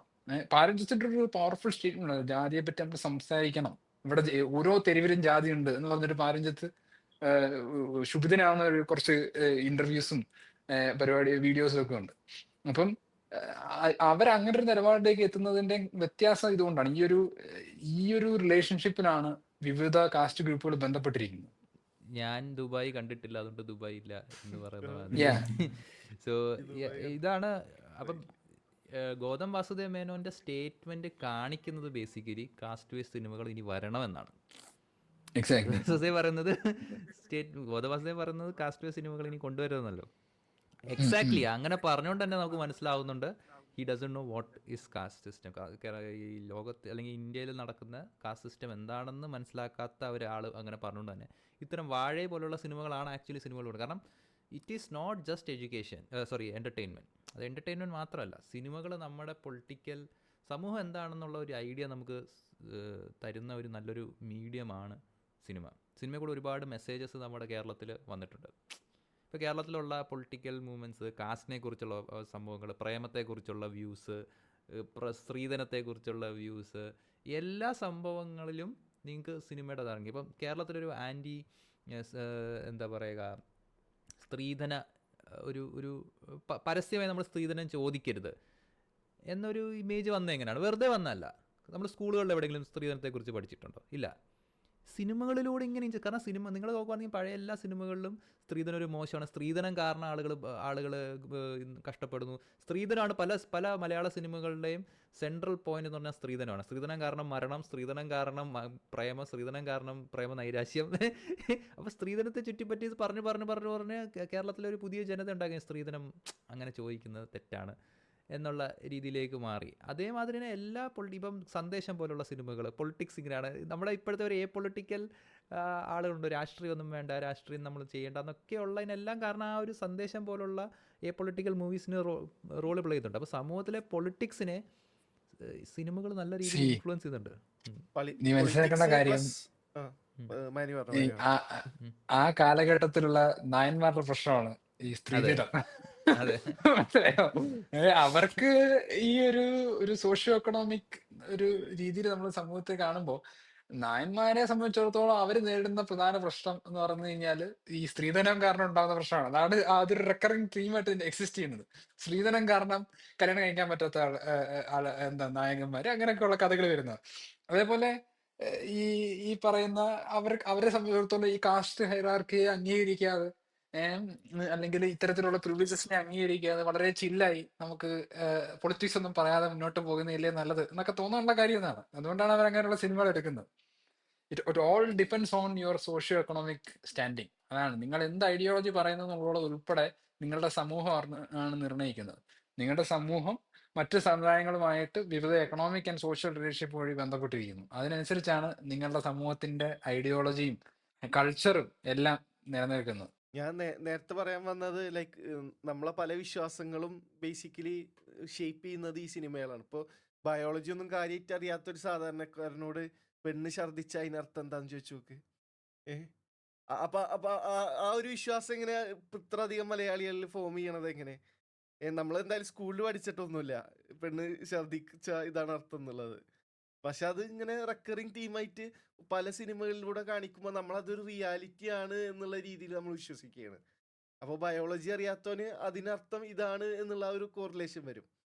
അപ്പോൾ നമ്മൾ സിനിമയിലൂടെ ചെയ്യേണ്ടത് എന്താന്ന് വെച്ചാൽ ആക്ച്വലി റിയാലിറ്റിയിൽ എന്തൊക്കെ ഉണ്ട്, നമ്മൾ മനസ്സിലാക്കാത്ത പല കാര്യങ്ങളുണ്ട്, അതിനെ റെപ്രസെന്റ് ചെയ്യുക പ്രോപ്പർലി. അതിങ്ങനെ റെക്കറിങ് തീം പോലെ ആളുകളിലേക്ക് എത്തിച്ചു കഴിഞ്ഞാൽ ആളുകൾ അവർക്ക് മനസ്സിലാവാത്ത പല കാര്യങ്ങൾ ഓക്കെ ഇങ്ങനൊക്കെ ഉണ്ട് അല്ലേ എന്നുള്ള മനസ്സിലാക്കൽ തിരിച്ചറിവുകളിലെത്തും. ഞാനിവിടെ പറയാനുള്ളതെന്ന് വെച്ചാൽ ചില ആളുകൾക്ക് സിനിമ എന്ന് പറഞ്ഞു കഴിഞ്ഞാൽ ഒരു ഫിക്ഷണൽ, ഐ മീൻ ഒരു അവതാർ പോതിരിയുള്ള ഒരു ഫിക്ഷണൽ ലോകത്ത് നമ്മളെന്നും ബാധിക്കാത്ത അങ്ങനത്തെ ഒരു അവതാർ. പക്ഷെ അങ്ങനത്തെ ഒരു കഥയല്ല കേട്ടോ. അവതാർ ആക്ച്വലി കോളനൈസേഷൻ ആണ്. എന്നാലും മേ ബി എക്സാമ്പിൾ തെറ്റിപ്പോയി കാണും. Like may be like A അല്ല, ഫിക്ഷണൽ. പക്ഷെ നീ കോളനൈസേഷൻ ആണെന്ന് മനസ്സിലാക്കിയ പോലെ ആരും മനസ്സിലാക്കൂല. ആ, അതെ. മിക്ക ഞാൻ വാഴ ആൾക്കാരും കണ്ട പോലെ ആക്ഷൻ പടമാണ് അവതാർ എന്ന് കണ്ടിട്ട് മിക്ക പക്ക പേരും ആക്ഷൻ. ഒരു വൈറ്റ് ആയ ആള് മറ്റവരെ രക്ഷിക്കാൻ പോകുന്ന ഒരു ഹീറോ അതെ ഫിഗറിനെയാണ് കാണുന്നത്, അതെ അല്ലാതെ ഹീറോ ഈ ഫിഗറിനെ കോളനൈസേഷൻ കാണുന്നില്ല. അതെ അപ്പോൾ ഇത് ബേസിക്കലി ഒരു ഫിക്ഷണൽ സിനിമകളിൽ ഭയങ്കര സൂപ്പർമാനും സ്പൈഡർമാനും തമ്മിലുള്ള അടിയൊക്കെ കാണണം എന്നൊക്കെ ആഗ്രഹമുള്ളവരുണ്ടായിരിക്കും. അവരെ കുറ്റമൊന്നും പറയുന്നില്ല, അവർ ഞാനും ഇതൊന്നും ചെയ്യുന്നത്. പക്ഷേ സിനിമ എന്നത് സമൂഹത്തെ മാറ്റാനൊക്കെ ഉള്ളൊരു ഒരു ടൂളാണെന്ന് മനസ്സിലാക്കുന്ന ഡയറക്ടേഴ്സ് ഇവിടെ ഉണ്ടായിരിക്കണം. എങ്കിൽ മാത്രമേ സമൂഹത്തിലൊരു ഒരു ഒരു ഒരു പൊളിറ്റിക്കൽ ചേഞ്ച് ഒക്കെ ഉണ്ടാകുന്നു. അല്ലാതെ ഈ എന്താ പറയുക, ടെക്സ്റ്റ് ബുക്കിലോ അല്ലെങ്കിൽ നിയമപരമായി മാത്രമല്ല, ആളുകളെ ഇൻഫ്ലുവൻസ് ചെയ്യാൻ, ആളുകളുടെ മനസ്സിൽ പൊളിറ്റിക്കൽ ചിന്ത കൊണ്ടുവരാനൊക്കെ ഈ സിനിമകൾ സഹായിക്കുന്നുണ്ട്. അതിൽ അങ്ങനെ ഒരു ഇമ്പോർട്ടൻറ്റ് സിനിമയാണ് വാഴ. അപ്പം നിങ്ങൾക്ക് വാഴ കാണണം എന്നാണ് പറയുന്നത്. എനിക്ക് ഭയങ്കര ഇഷ്ടപ്പെട്ട സിനിമ. ഭയങ്കര അടിപൊളിയായിട്ടാണത് എടുത്ത്. അതിൻ്റെ ക്വാളിറ്റിയിലൊന്നും ഒരാൾക്കൊന്നും പറയാൻ പറ്റില്ല. ക്വാളിറ്റി ആർക്കും ചോദ്യം ചെയ്യാൻ പറ്റാത്ത രീതിയിലുള്ള ഒരു മേക്കിംഗ് ആണ്. ആൻഡ് കാസ്റ്റ് എന്താണെന്ന്, റിയലി കാസ്റ്റ് എന്താണ് എന്ന് കാണിക്കുന്നുണ്ട്. അപ്പോൾ ഇത്തരം സിനിമകൾ കാണുമ്പോഴായിരിക്കും ഗൗതം വാസുദേവനെ പോലുള്ള മണ്ടത്തരങ്ങൾ നമുക്ക് പറയാതിരിക്കാൻ തോന്നുന്നത്. അതെ. അല്ല ഈ ആർട്ട് എനിക്ക് ആളെ പേഴ്സണലായിട്ട് അറിയില്ല കേട്ടോ. ആള് കുരുപൊട്ടിട്ട് പറയണതാണോ അതാ ഹോണസ്റ്റ്ലി ഇഗ്നറന്റ് ഫൂൾ ആണോ, ലൈക്ക് ബിഗറ്റാണോ Honest ignorant. ആണോന്ന് എനിക്കറിയില്ല. Doesn't Honest matter. ignorant ശരി. fool ആയിരിക്കും. like the fact of the matter is it doesn't matter at the end of the day in practice. രണ്ടും honest ഒന്നാണ്. ignorant fool ആണെങ്കിലും അവൻ മനഃപൂർവ്വം പറയുന്നതാണെങ്കിലും എഫക്ട് സെയിം ആണ്, കോൺസിക്വൻസ് സെയിം ആണ്. ഇതില് പ്രതീക്ഷ പറഞ്ഞൊരു കാര്യത്തിനുള്ളത് സംഭവിച്ചാല്, ആർട്ട് ഒരിക്കലും പൊളിറ്റിക്കൽ ആയിരുന്നില്ല ഈ ലോവർ കാസ്റ്റ് ആൾക്കാരെ സംബന്ധിച്ചിടത്തോളം. മനസ്സിലായോ? ഈ ആർട്ട് പൊളിറ്റിക്കൽ ആണ് എന്ന് പറയുന്ന ഒരു പെർസ്പെക്റ്റീവ് ഒരു ഹയർ കാസ്റ്റ് ആൾക്കേ ഉണ്ടാകുള്ളൂ, അല്ലെങ്കിൽ ഒരു പ്രിവിലേജ്ഡ് കാസ്റ്റ് ആൾക്കേ ഉണ്ടാകും. കാരണം ഇന്ത്യയുടെ ചരിത്രം പരിശോധിച്ച് കഴിഞ്ഞാൽ you have to understand the underlying economic relationship that existed between the caste groups and the social relationship. ഒരു ഗ്രൂപ്പ് ഈ നോളജിന്റെ സെക്ടേഴ്സ് എല്ലാം കൺട്രോൾ ചെയ്ത് വെച്ചിരിക്കുകയാണ്. ഈ ബാക്കി ക്യാപിറ്റൽ, മീൻസ് ഓഫ് പ്രൊഡക്ഷൻ എല്ലാം ഇവര് കൺട്രോൾ ചെയ്ത്, ഈ പ്രിവിലേജ്ഡ് കാസ്റ്റ് ഗ്രൂപ്പ്സ് ആണ് ഇതെല്ലാം കൺട്രോൾ ചെയ്യുന്നത്. ബാക്കി ആൾക്കാരെ സംബന്ധിച്ചിടത്തോളം അവർക്ക് ഒരു അഡ്രസ്സോ ഒരു കാര്യമില്ല. ഈ മേഖലകളിലേക്ക് എൻ്റർ ചെയ്യാൻ പോലും ഇവരെ പൂർണ്ണമായും റെസ്ട്രിക്ട് ചെയ്യുന്ന ഒരു കൾച്ചർ അല്ലെങ്കിൽ ഒരു സോഷ്യൽ മെക്കാനിസം ആണ് അവിടെ ക്രിയേറ്റ് ചെയ്തിരുന്നത്. അതിന്റെ ഒരു മെക്കാനിസം എന്ന് പറഞ്ഞു കഴിഞ്ഞാൽ നോളജ് ഗെയിൻ ചെയ്യുന്നതിൽ നിന്ന് ഇവരെ കംപ്ലീറ്റ്ലി കട്ട് ഓഫ് ചെയ്തു എന്നുള്ളതാണ്. മനസ്സിലായോ? അപ്പം എഴുതാനും വായിക്കാനും താഴ്ന്ന ജാതിക്കാർക്ക് അവകാശമില്ല. You can't read or write. കാരണം നോളജ് എന്ന് പറഞ്ഞു കഴിഞ്ഞാൽ റീഡിങ് ആൻഡ് റൈറ്റിങ്ങിലൂടെ പാസ് ഓൺ ചെയ്യുന്ന ഒരു സാധനമാണ്.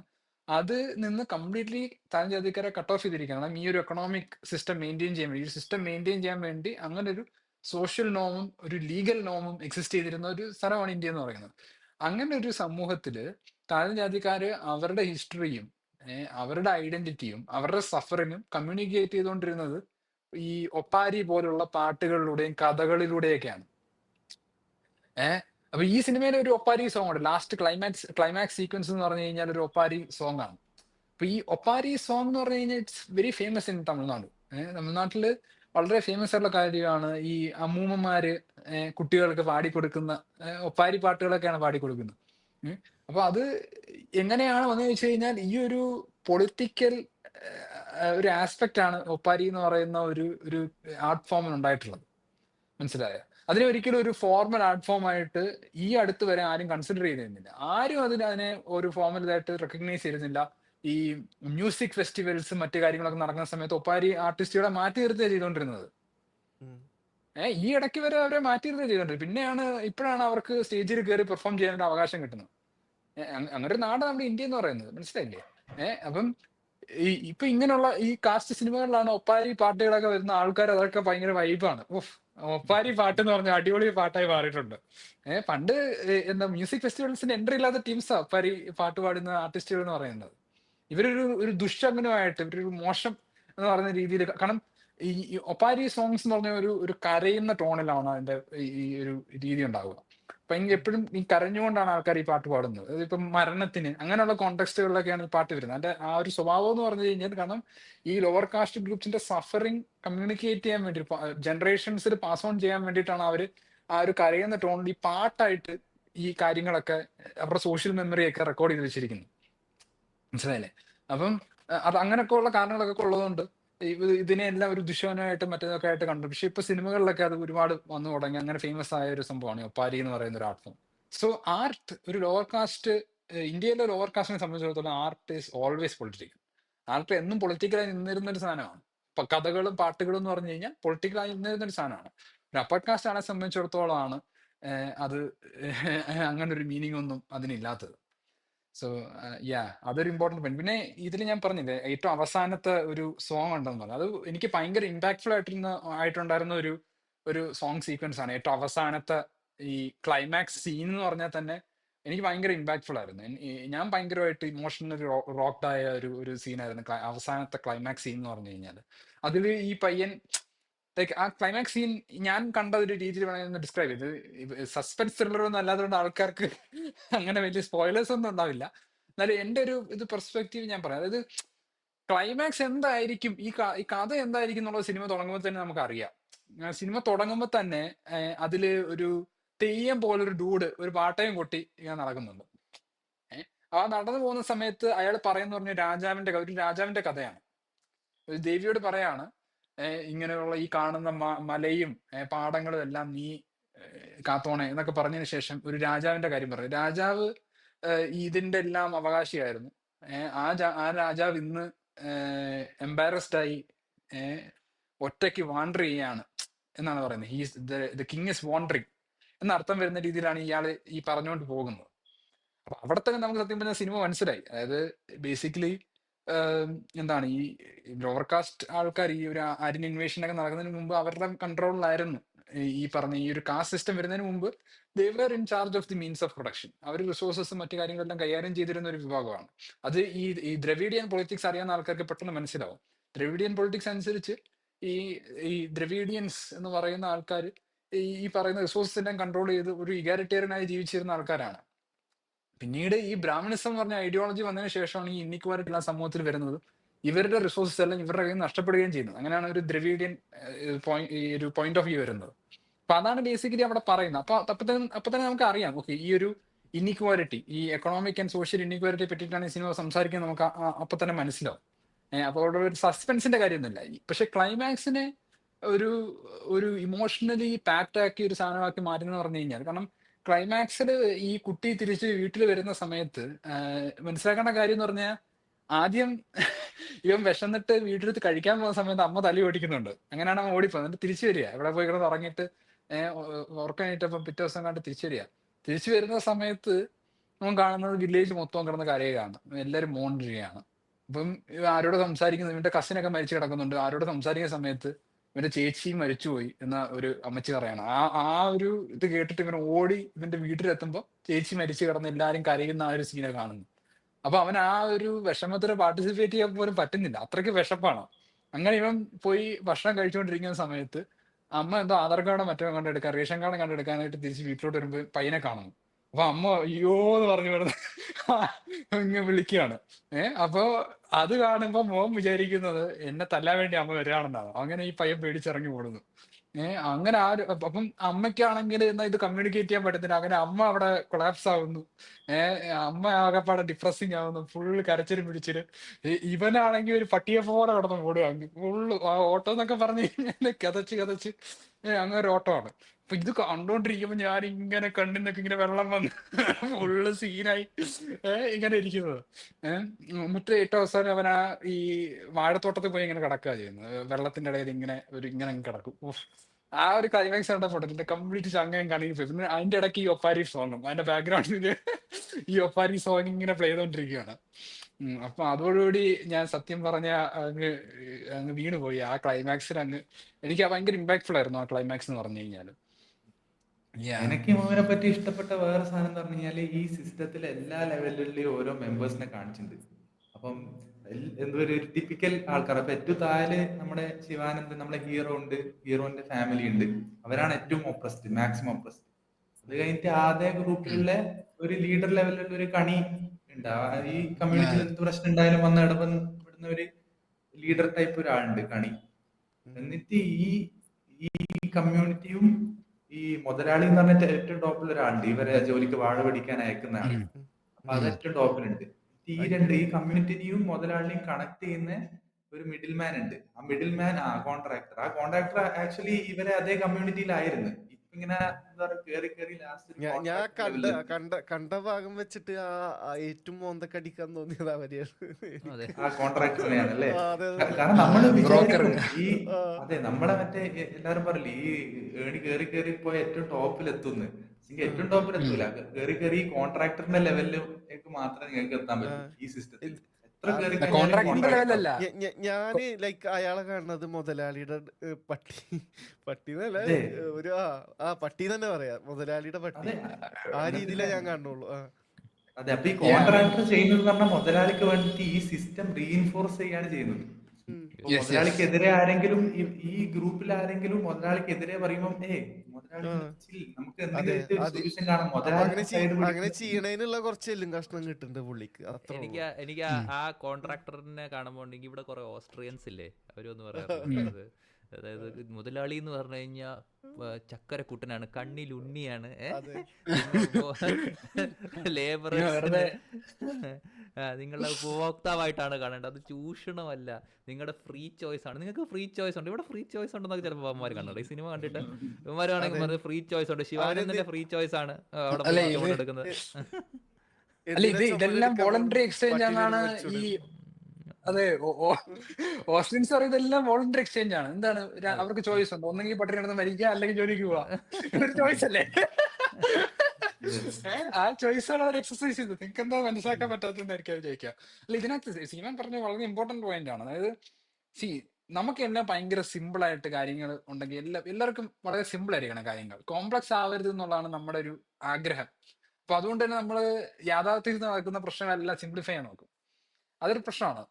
ഈ യാഥാർത്ഥ്യത്തിൽ എപ്പോഴും ഇത്തരത്തിലുള്ള എക്കണോമിക് റിലേഷൻസ് ഒക്കെ വളരെ കോംപ്ലക്സ് ആയിരിക്കും. അങ്ങനെ അത്ര സിമ്പിൾ ആയിട്ടുള്ള പരിപാടികളൊന്നും അത്ര കാണാനായിട്ട് പറ്റില്ല. ഒരാൾ ഒരു അടി അടിക്കുന്നു, മറ്റേ ആൾ തിരിച്ചു ഒരു അടി അടിക്കുന്നു, കണ്ടോ 1 to 1 എന്ന് പറഞ്ഞാൽ നമുക്ക് ക്യാൻസൽ ചെയ്യാൻ പറ്റുന്ന ഇക്വേഷൻസ് വളരെ കുറവായിരിക്കും. മിക്കപ്പോഴും വളരെ കോംപ്ലക്സ് ആയിരിക്കും ഈ ഇഷ്യൂസ് എന്നൊക്കെ പറഞ്ഞാൽ. അപ്പൊ ഈ സിനിമയിലും അങ്ങനെ തന്നെയാണ് കാണിച്ചിട്ടുള്ളത്.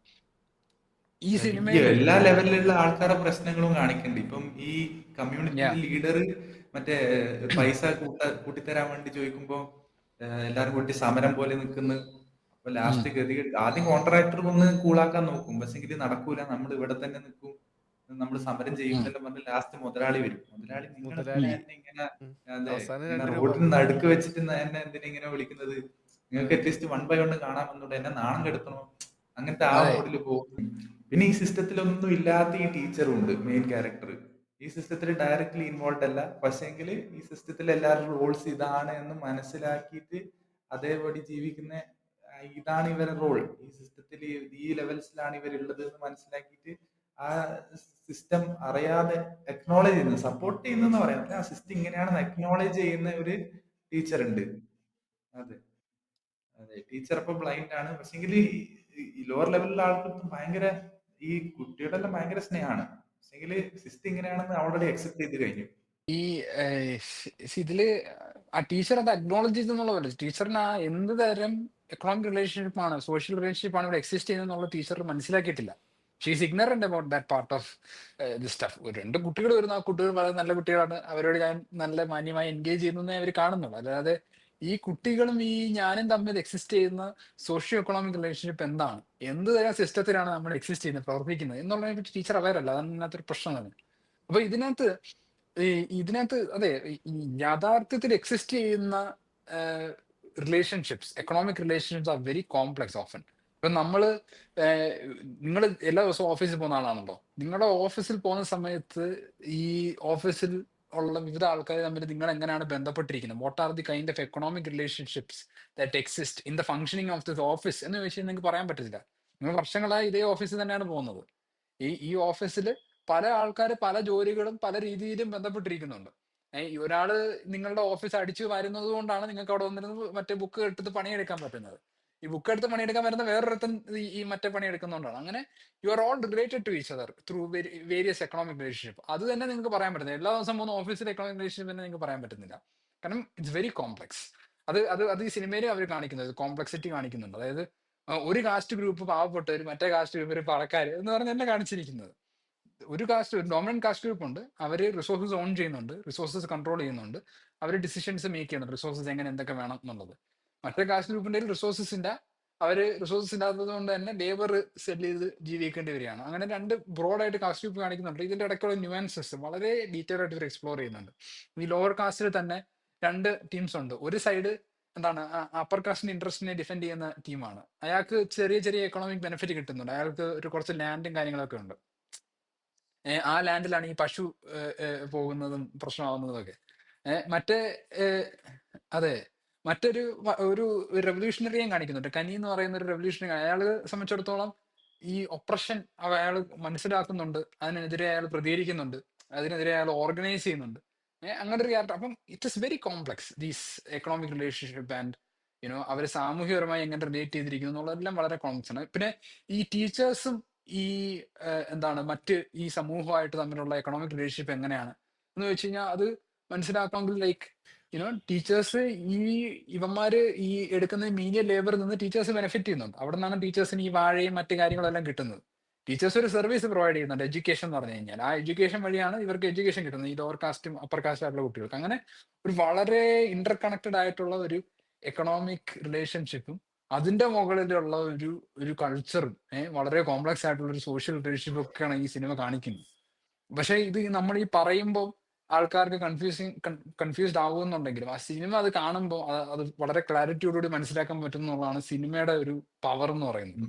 എനിക്ക് ഈ കോൺട്രാക്ടറെ ഇത് ഭയങ്കര സെറ്റ് റോളാണ്. കാരണം കോൺട്രാക്ടർക്ക് ഇങ്ങനത്തെ കുറെ ബെനിഫിറ്റ്സ് കൊടുത്തിട്ട് കോൺട്രാക്ടർ ആക്ച്വലി കമ്മ്യൂണിറ്റിയുടെ ഭാഗമാണ്, ഈ ലോവർ കാസ്റ്റ് കമ്മ്യൂണിറ്റിന്റെ ഒരു ഭാഗമായിരുന്നു. പക്ഷേ ഇങ്ങനെ കുറച്ച് ബെനിഫിറ്റ്സ് കൊടുത്തിട്ട് ഈ കമ്മ്യൂണിറ്റിന്റെ അഗേൻസ്റ്റ് ആയിട്ട് ഇപ്പം വർക്ക് ചെയ്യണം. ഇപ്പൊ കമ്മ്യൂണിറ്റിയിലെ ആൾക്കാർക്ക് കടം വേണമെങ്കിൽ ഇയാൾ കൊടുക്കും, പക്ഷേ ഇതിൽ കട്ട് ത്രോട്ട് ഇൻട്രസ്റ്റും ടൈമിന് തിരിച്ചു കണ്ണിച്ചോറില്ലാത്ത ബിഹേവിയർ ആണ് ഈ ലോവർ കാസ്റ്റ് ഈവൻ സെയിം കമ്മ്യൂണിറ്റിയിലായിട്ടും. എന്നിട്ട് നമ്മളെ ലീഡർ റേസിന് വേണ്ടി ചോദിക്കുന്നു, അങ്ങനത്തെ കുറെ സാധനം ചോദിക്കുമ്പോൾ ലീഡറും കോൺട്രാക്ടറും തമ്മിൽ ഇടയ്ക്കിടയ്ക്ക് ക്ലാഷ് ആവും. എന്നിട്ട് കോൺട്രാക്ടർ ചെയ്യുന്നത് പറഞ്ഞാൽ ലീഡറിന്റെ ട്രാൻസ്ഫറും ആക്കലാണ്, കുറച്ച് സ്റ്റാറ്റസ് കുറക്കാൻ വേണ്ടിയിട്ടുള്ള പരിപാടി. മുമ്പ് കാറിൽ ലോഡ് ചെയ്യുന്നതായിരുന്നു, ഇപ്പം വാഴ ചുമക്കാൻ വേണ്ടിയിട്ട് നീയും പോണെന്ന് സ്റ്റാറ്റസ് താത്താണ്. അപ്പൊ ഇങ്ങനത്തെ കുറെ കളി. അപ്പൊ നമ്മൾ വിചാരിക്കാല് ഇങ്ങനെ ലെവല് റേസ് ആവുമ്പോൾ ഫുൾ കമ്മ്യൂണിറ്റിന്റെ ലെവല് റേസ് ആവും നമ്മൾ വിചാരിക്കും. ഒരാൾ എസ്കേപ്പ് ആയിട്ട് കോൺട്രാക്ടർ ലെവലെത്തി അടുത്ത ആൾക്കാരും ഈ കോൺട്രാക്ടർ പറയാം നിങ്ങൾ എന്നെ പോലെ വർക്ക് ചെയ്താൽ നിങ്ങളും കോൺട്രാക്ടർ ആവുമല്ലോ എന്നുള്ള രീതിയിലാണ് പോവാ. കോൺട്രാക്ടർ ചെയ്യുന്നത് ഈ സിസ്റ്റത്തിന്റെ ബാക്കിയുള്ളവരെ അടിച്ചു താത്താണ് ചെയ്യുന്നത് കോൺട്രാക്ടർ. Yes yes. ഇതില് മനസ്സിലാക്കേണ്ട കാര്യം വെച്ചാല് ഈ കേരളത്തിലെ നായർ വിഭാഗം എന്ന് പറയുന്നത് സത്യം പറഞ്ഞ ശൂദ്ര കാസ്റ്റ് തന്നെയാണ്. അവര് സത്യം പറഞ്ഞ ഈ കോൺട്രാക്ടിന്റെ പണിയാണ് എടുത്തോണ്ടിരുന്നത്. പണ്ട് നമ്മുടെ കേരള ചരിത്രം പരിശോധിച്ച് കഴിഞ്ഞാൽ അവർ എടുത്തോണ്ടിരുന്ന പണി എന്ന് പറഞ്ഞു കഴിഞ്ഞാല് ബേസിക്കലി ഈ കോൺട്രാക്ടറുടെ പണിയാണ്. കാരണം ഈ ജാതി എന്ന് പറയുന്ന ഒരു സോഷ്യോ എക്കണോമിക് റിലേഷൻഷിപ്പ് മനസ്സിലാക്കണം. അതായത് ഒരു ഗ്രൂപ്പിന്റെ കയ്യിൽ ഈ ക്യാപിറ്റലും കൺട്രോളും എല്ലാം ഉണ്ടെന്നുണ്ടെങ്കിലും ഇവർക്ക് മറ്റേ ആൾക്കാരെ പോയി പിടിക്കാനോ തൊടാനോ ഒന്നും പറ്റത്തില്ല. അപ്പൊ എങ്ങനെ ഈ ഒരു സോഷ്യോ എക്കണോമിക് ഈ സിസ്റ്റം ഓർഗനൈസ് ചെയ്യും എന്ന് പറയുന്ന ഒരു പ്രോബ്ലം എക്സിസ്റ്റ് ചെയ്യുന്നത്. അവിടെയാണ് ഈ കോൺട്രാക്ടർ പോലുള്ള നായന്മാർ വരുന്നത്. ഇവരുടെ ജോലി എന്ന് പറഞ്ഞു കഴിഞ്ഞാൽ ഈ അപ്പർ കാസ്റ്റിന് വേണ്ടിയിട്ട് ഈ ഇവരുടെ കുലത്തിൽ തന്നെയുള്ള മറ്റു ശൂദ്രന്മാരെ ഒപ്രസ് ചെയ്യുക എന്നുള്ളത്. അതിന് വേണ്ടിയിട്ട് അതിന് ഇവർക്ക് കുറച്ച് ബ്രൗണി പോയിന്റ്സ് കിട്ടുന്നുണ്ട് ആ ഒരു പണിയെടുക്കുന്നത് കൊണ്ട്. അങ്ങനെയാണ് ഇവർ എക്സിസ്റ്റ് ചെയ്തിരുന്നത്. അവരെ പോയി അടിക്കുക, പിടിക്കുക, അവരെ കൺട്രോൾ ചെയ്യുക, അവരോട് അത് പറയാ ഇത് പറയാ എന്ന് പറയുന്ന ഒരു ഒരു ഒരു ഓണററി ശൂദ്ര പൊസിഷനാണ് സത്യം പറഞ്ഞ ഈ നായേഴ്സ് എന്ന് പറഞ്ഞാൽ. അവരാണ് ഇപ്പൊ ഉന്നത കൊല എന്നൊക്കെ പറഞ്ഞ് നടക്കുന്നത്. നമ്മുടെ സുരേഷ് ഗോപിയും പുള്ളിയുടെ ഗ്യാങ്ങും ഒക്കെ. ഞാൻ മനസ്സിലാക്കിയത് സുരേഷ് ഗോപി ഒരു നായറാണ് കേട്ടോ, ചിലപ്പോൾ തെറ്റായിരിക്കാം. പക്ഷെ അയാളുടെ സ്റ്റേറ്റ്മെന്റിനെ സപ്പോർട്ട് ചെയ്യുന്നത് കുറെ നായന്മാരെ ഞാൻ കണ്ടിട്ടുണ്ട്. പുള്ളിക്ക് അടുത്ത ജന്മം ഒരു ബ്രാഹ്മണനെ ജനിക്കണം എന്നാ പറഞ്ഞത്. ബ്രാഹ്മണല്ല എന്തായാലും. അതെ അതെ. അല്ല ഇത് ഞാൻ പറഞ്ഞതാണ് ഈ ഉന്നത കുല. പുള്ളിയെ തന്നെയാണല്ലോ ഉന്നത കുലം എന്ന് പറഞ്ഞത്. മറ്റേ എന്താണ് ഈ ട്രൈബൽ മന്ത്രി ആവാനായിട്ട് ഒരു ഉന്നത കുലത്തിൽ ഒരാൾ വേണം. ഞാൻ മോദിജിയോട് പോയി സംസാരിച്ചു നോക്കി, പുള്ളിക്ക് അത്ര ഓക്കെ അല്ലേ? എന്നെ ആക്കുന്നു ഞാൻ സംസാരിച്ചു, പക്ഷെ എന്നെ ആക്കുന്നു. അതെ, പുള്ളിയുടെ കൊല അത്ര പോരാ അത് മോദിജി പറഞ്ഞെന്നാണ് പറയുന്നത്. അതിന്റെ കാര്യം ഇതാണ്, മനസ്സിലായോ? നായന്മാരെന്ന് പറഞ്ഞാൽ ശൂദ്രന്മാര് തന്നെയാണ്.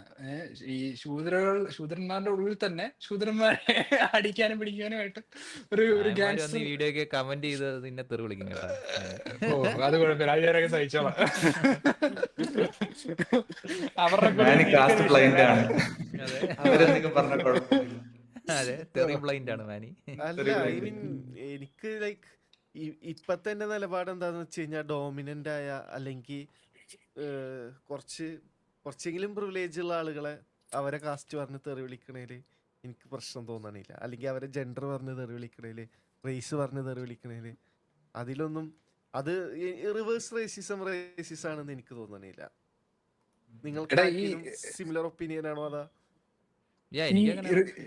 ഈ റിവേഴ്സ് റേസിസം എന്ന് പറഞ്ഞ കോൺസെപ്റ്റ് വരുന്നത് തന്നെ ഈ റേസിസം എന്നുള്ളതിന് ഒരു സോഷ്യോ എക്കണോമിക് റിലേഷൻഷിപ്പ് മനസ്സിലാക്കാത്തത് കൊണ്ടാണ് പ്രശ്നം.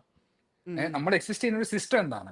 സിസ്റ്റം എന്ന് പറയുന്നത് ഒരു there is an economic situation that is the reality, and അതിന്റെ മുകളിൽ വലിയൊരു കൾച്ചറാണ് വരുന്നത്. അതിന്റെ മുകളിലുള്ള ഒരു സോഷ്യൽ ഇന്ററാക്ഷൻ, അവിടെയാണ് ഈ റേസിസം എന്ന് പറഞ്ഞൊരു കാര്യത്തെ പറ്റി നമ്മൾ സംസാരിക്കുന്നത്.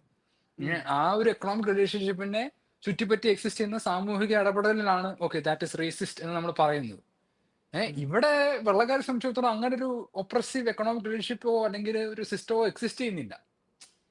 അവിടെ എന്താ പറയാ ഈ റേസിസം പറഞ്ഞ് കളിയാക്കിയ റേസിസം ആണ്. അതാണ് അവര് അതെ, അത്രേ ഉള്ളൂ.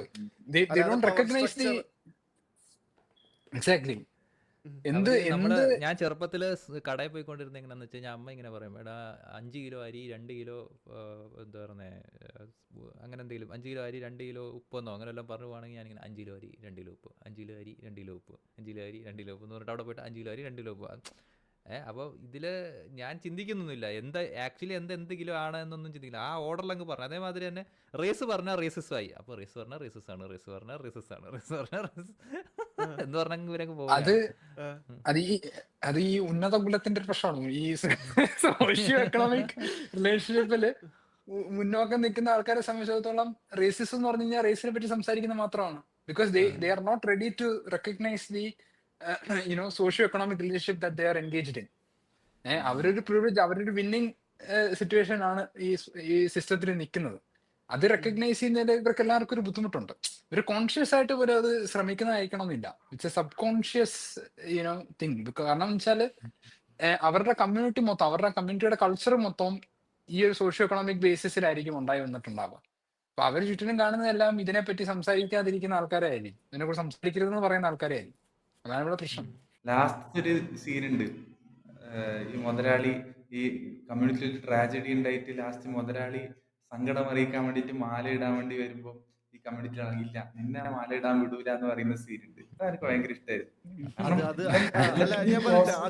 അതിപ്പോ ഇവര് കണ്ടു കഴിഞ്ഞാൽ പറയും അത് കാസ്റ്റിസ് ആണ്, അത് ശരിയായില്ല,